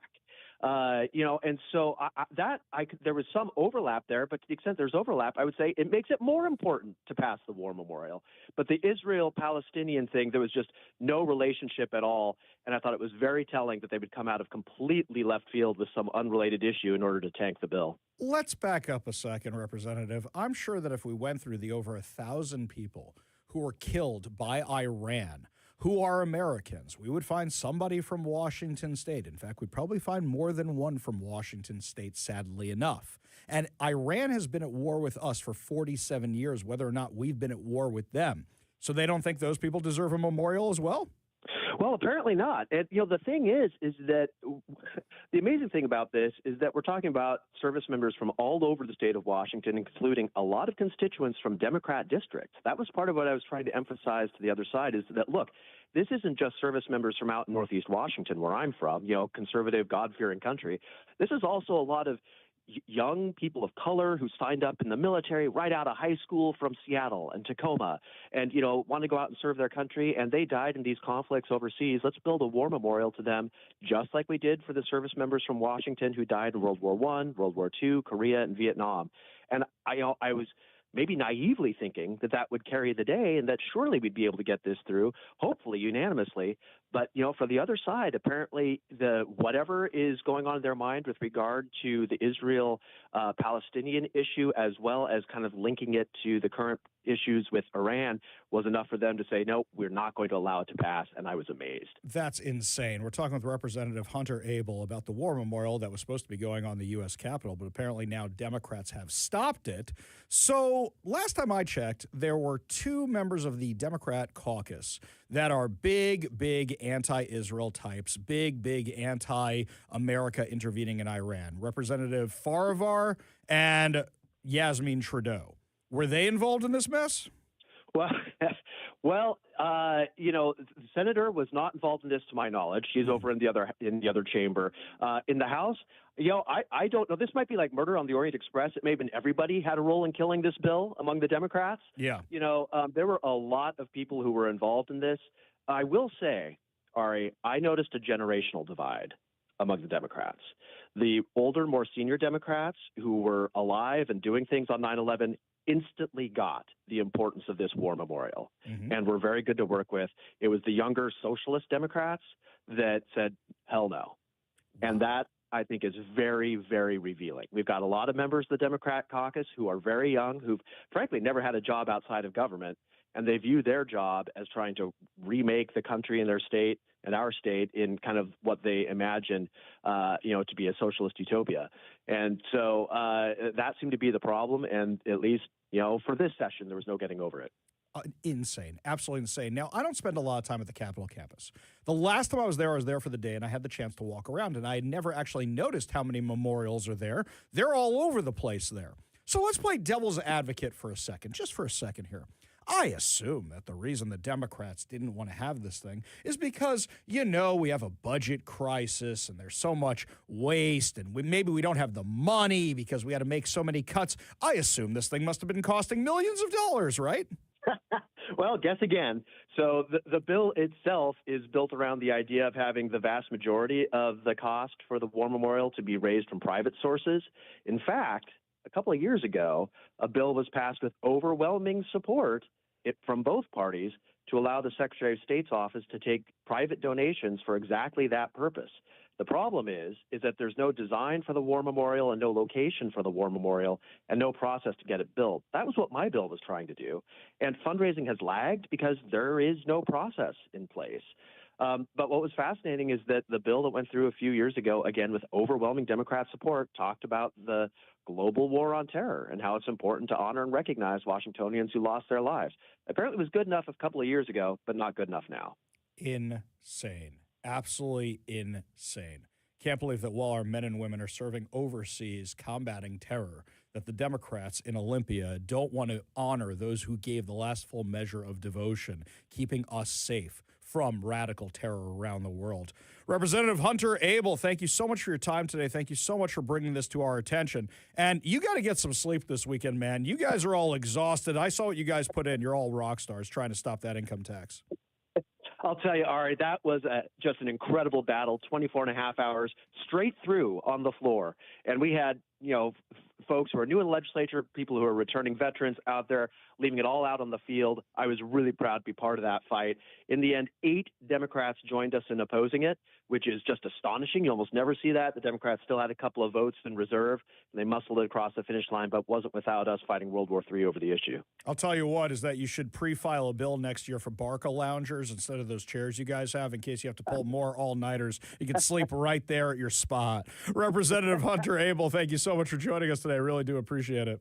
Thanks a lot, Ari. Always a pleasure. We got a whole lot more to discuss as the show continues. You're listening to The Ari Hoffman Show on Talk Radio 570 KVI.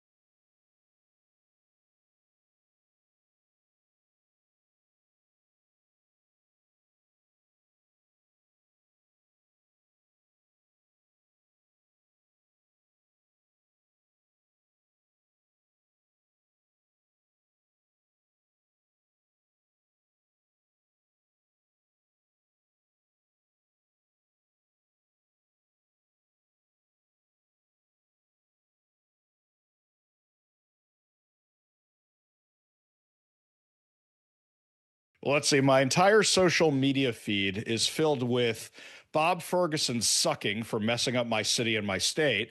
And on the other hand of it, it's people who want to kill me. So joining us now to discuss, my friend Lars Larson, whose show you can catch every single weekday from 12 to 3 right here on Talk Radio 570 KVI. Lars, as I understand it, you have a connection between the guy over at Old Dominion that was shooting over there and our branch of the world. Yeah, because the guy who shot a former service member who was teaching an ROTC class at Old Dominion University, it turns out very quickly we learned that he had been convicted of providing material support to ISIS. Now, that's a crime in the United States. In fact, it's a crime no matter what kind of support you give. I've asked attorneys before, well, what if some do-gooder group in America wants to make up first aid kits and send them over to, some organization that's a terrorist organization? They said any material support. So this guy was convicted of it.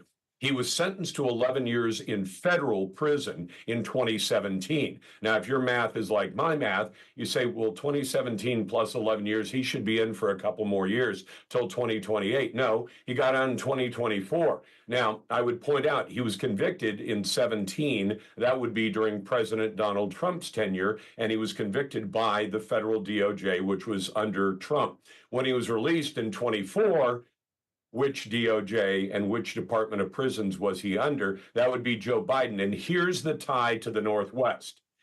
A really, truly awful bureaucrat named Colette Peters, whose previous job was running the Department of Corrections for the state of Oregon, which also let a lot of people go. She became Joe Biden's Department of Corrections person to run the federal system, and she lets the guy go 4 years before the end of his sentence. And he's a convicted, I say terrorist, giving aid and comfort to the terrorist, material support to terrorism. That makes you as much a terrorist, I think, as the person who actually pulls the trigger or pushes the plunger. Yeah, I would completely agree, by the way. Also, it's not, what they're going to do with the support you're giving them. Look, if I give support to a synagogue, I know what they're going to do with it. If I give it to a homeless organization, I know what they're going to do with it. If you give it to ISIS, what do you think they're going to do with it? And Lars, I think the most material support that ISIS or any terrorist organization is getting these days is from the mainstream media, be it the New York Times, be it CNN. And people talk about how DEI is dead. No, it's clearly baked into the cake. They're just waiting till Democrats back in office again. Well, and by the way, I'm sure you talked to your audience about it. I did to my audience. The fact that CNN not once but twice attributed the bomb throwing outside Mayor Mamdani's office to an attack on Mamdani. And it was not an attack on Mamdani. It was an attack on the critics of Mamdani is the easiest way to understand it. So Mamdani, Muslim mayor and communist mayor of New York City, he is heading up New York City. I think he's making a mess of it. But that was the choice of voters, mostly people not born in New York City. And so people show up to say, we don't want New York City to be taken over by Islam, which I think people say, well, that's a crazy fear. No, it's not. Look at Dearborn, Michigan on a smaller scale. Look at Paris on a larger scale, Paris, France. And you say, is it possible that a city could become very, aligned with Islam and favorable to those who are followers of Islam and not so much to everybody else, including your people and my people? And you say, yes, that's a reasonable fear. They show up to protest that. And two jihadis show up from Pennsylvania and throw a bomb. And did you see the line that CNN originally wrote about those two? About those two? Yeah, weren't they just wayward youth who were going into the city for a day of fun? Or was that the New York Times? It said the two teenagers, well, they were 18 and 19, so technically they're teenagers. I would call them young men, because at 18 and 19, you're a young man. But if you want to soften it, you call them teenagers. You say they could have been heading into New York for a day of fun and excitement and all that, but it all changed as though this happened to them. No, they happened to New York City. They, one of them at least, brought bombs. Both of them threw the bombs. And you say, so you want to characterize this as an attack on Mayor Mamdani? So a couple of young Japanese men just decide for a day of fun out of Pearl Harbor, right? Are we doing that? Or maybe just a couple of Saudi Arabian men just wanted a day out in New York City. You know, they just want to fly over there and see what's going. I mean, come on. Some things happen to some people, Ari. You remember who said that. Right. Some things happen to some people. Now, I don't know if you saw this, Lars, because it just happened. There was actually a third incident on CNN of this, which was Anna Navarro, who did the exact same thing again. I think this is baked into the cake. This is who they are, right? I don't think this changes anything. They're looking for every excuse they can. I don't know if you saw, was it the mayor or the county commissioner of Dearborn, Michigan, who was excusing the attack, saying that the reason the synagogue was attacked is because the guy has relatives, and which we haven't confirmed yet, that died in an Israeli airstrike. Now, do you know anybody from October 7th who then went hunting Arabs or Palestinians anywhere, but yet this is the excuse they're giving because, oh, well, we have to find an excuse for the terrorist? No, and in fact, making excuses like that would be like, you know, when you have a situation in America and something bad happens, then we should say it's excusable when members of the family of the person to whom the bad things happen go out and start hunting people from a group that has one tie to that, and that is religion. It's religious faith, no other tie. So how do you justify that at all? Crazy stuff. Now, the other thing I think about is that we got this weekend coming up, and here I got a city where our mayor has been very anti-Israel, very anti-Semitic before, and it's the kind of thing where we have to get police protection. We have security all the time, and we don't count on the police because there's not enough police, unfortunately, here in Seattle to help us out. I saw a report today that synagogues spend an average of $735 million on security in the U.S. every single year. And I would say this, Lars, is that the thing I encourage my Christian friends is to spend the same kind of money on the churches, because unfortunately we see these too many things happen, be it terrorists, be it attack, be it Don Lemon showing up. You got to make sure you have security. Well, and in fact, the smart churches, the ones with conservative, true Bible-following people, understand that self-defense is something that Jesus Christ believed in. He even advised his disciples, sell your cloak if you have to, buy a sword. Bad times are coming. Now, did he say, do that to defend me? No. But he said, you have a right of self-defense. I mean, I've had that challenge from so many listeners over the years. I finally wrote up a long essay about why the book actually supports the idea of self-defense. And they say, well, Jesus was about peace. He was also about fighting battles and about making sure that you don't end up dead. He didn't want people defending him because he was going to make his own sacrifice, but enough theology. Point is, smart Christian churches with conservatives in them have people armed who, whether they're called security guards or they're just parishioners, they're there and they're ready to respond. I'll leave you with this one. A couple months back when ICE was really ramping up, I was in a debate with somebody on TV, and the guy says, he's a lefty, and he says, well, I'm Christian. I don't believe this is what Jesus would do.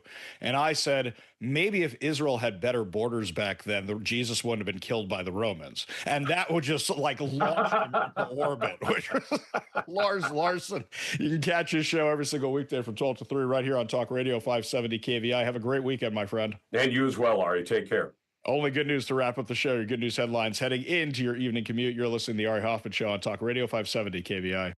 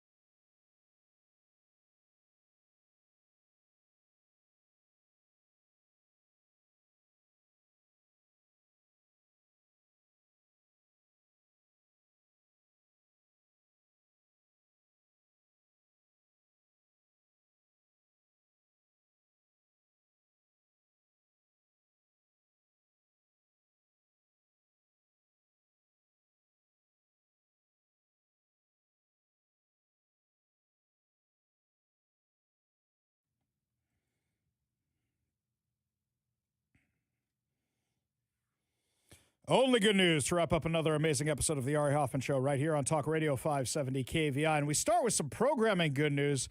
I am thrilled to be live 3 hours on Fridays again. That's right. The short Fridays are over for me. I am here through, what is it, like November or something? All 3 hours, all live. It's fantastic. I don't like doing the pre-recorded shows. Well, let's not say all live, because sometimes we have recordings of like guests or interviews whatever, here and there, but you are in the studio.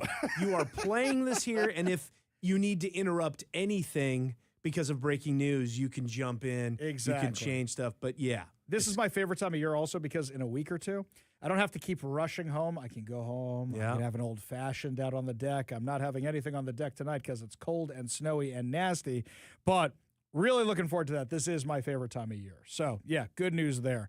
I will say also regarding the snowstorm, it was a nice surprise. I don't get inconvenienced by snow. Who around here doesn't have a four-wheel drive? Everybody's got one in the family, right? No. No? You don't have one in the family? There's just two of us. We don't have, and it doesn't snow enough, and we don't go and do any sort of like camping Outdoorsy or stuff. Outdoorsy stuff.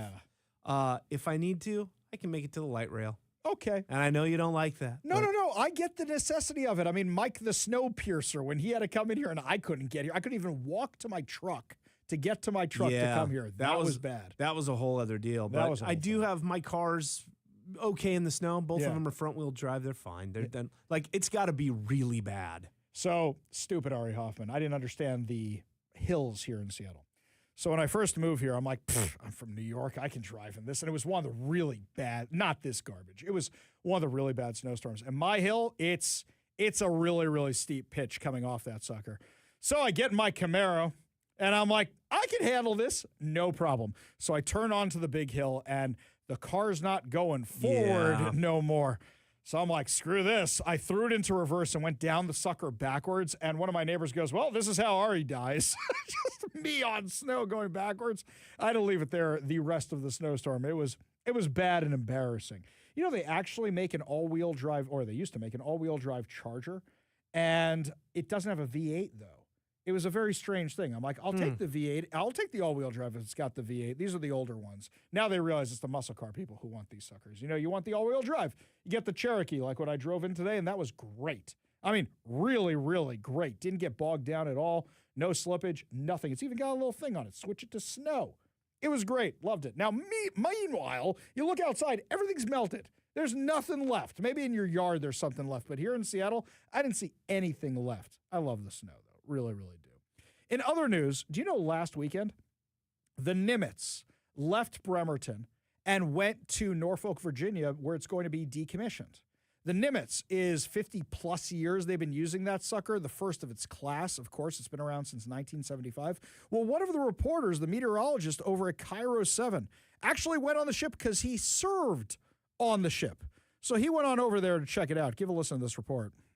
The USS Nimitz departed from Puget Sound for the last time Saturday morning, starting her final voyage.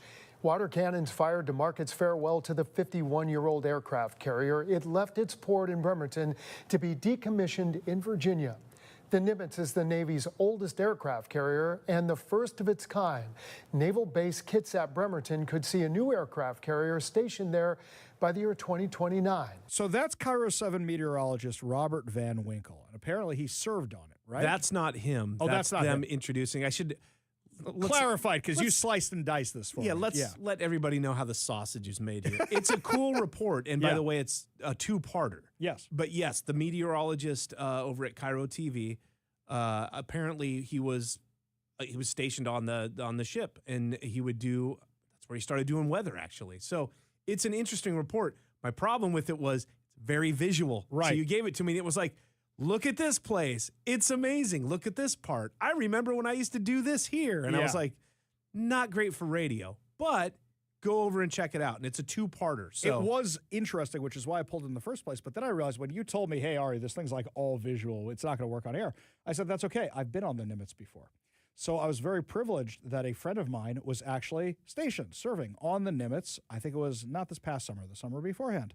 And he said, Ari, it's in port in Bremerton. Why don't you come out for the day and I'll show you around? Now, I've been on the Intrepid and I've been on some of these other ships, but I've never been on one that was still active in the military, or an aircraft carrier that's still active in the military. So we go up to Bremerton, and it was magnificent. It was incredible. Now, first of all, Nimitz is so old, you see like holes and rust. It's been around a long, long time, and you're like, okay, this is a museum piece, this sucker. There was something interesting, was that we go into the mess hall, and he said to me, take off your hat, because I'm wearing a baseball hat or something. He goes, take off your hat. I go, why? And he goes, this thing has seen combat, and when you have mass casualty events, they turn the mess hall into triage for victims. So people have died in this mess hall. You take your hat off when you come into the mess hall. I thought it was something about don't eat with your hat on or something, but no, that was fascinating. Went through the whole ship, got to go up on the deck. Now, the planes aren't there because the planes fly off before it comes into port. So I didn't get to see the active planes, which would have been super cool. But still checking out the Nimitz, checking out that history, that sucker's older than I am. 1975, I wasn't born till a few years later. It's just older than I am. I was born a year later. A year later. It was really incredible, but you also get a sense of history because there's little plaques here and little dedications there and all the stuff on the ship. It's kind of sad that we don't really turn these things into museums anymore because it's a lot of money to do that. You got to have a place that wants to have it, and a lot of places already have them. So they just get sold for scrap, which is kind of sad. And they're really big, too, and to maintain huge. them and keep them in a way that you can have people go in and out of them. And you'd think that letting something like that sit dormant. Well, think about this. The Intrepid, which I believe was in the same class. I think it's a Nimitz class ship. That sucker has been on display in New York since I was a kid. And they had to actually take it for a while to redo it because it was so out of date for the exhibits that it actually got stuck in the middle of the Hudson River because they did it during low tide, and it was sitting there for months. Oh, there's the Intrepid stuck in the middle of the Hudson River. No problem. But actually, the Intrepid's really cool to visit if you ever get the chance. They got another one from that class down in San Diego, which is the Midway. Not as cool, but still awesome. Anyway, that's going to do it for us today. We'll be back on Monday with more insane stories and more exciting guests, and young Zach's going to be joining us. You've been listening to the Ari Hoffman Show on Talk Radio 570 KVI.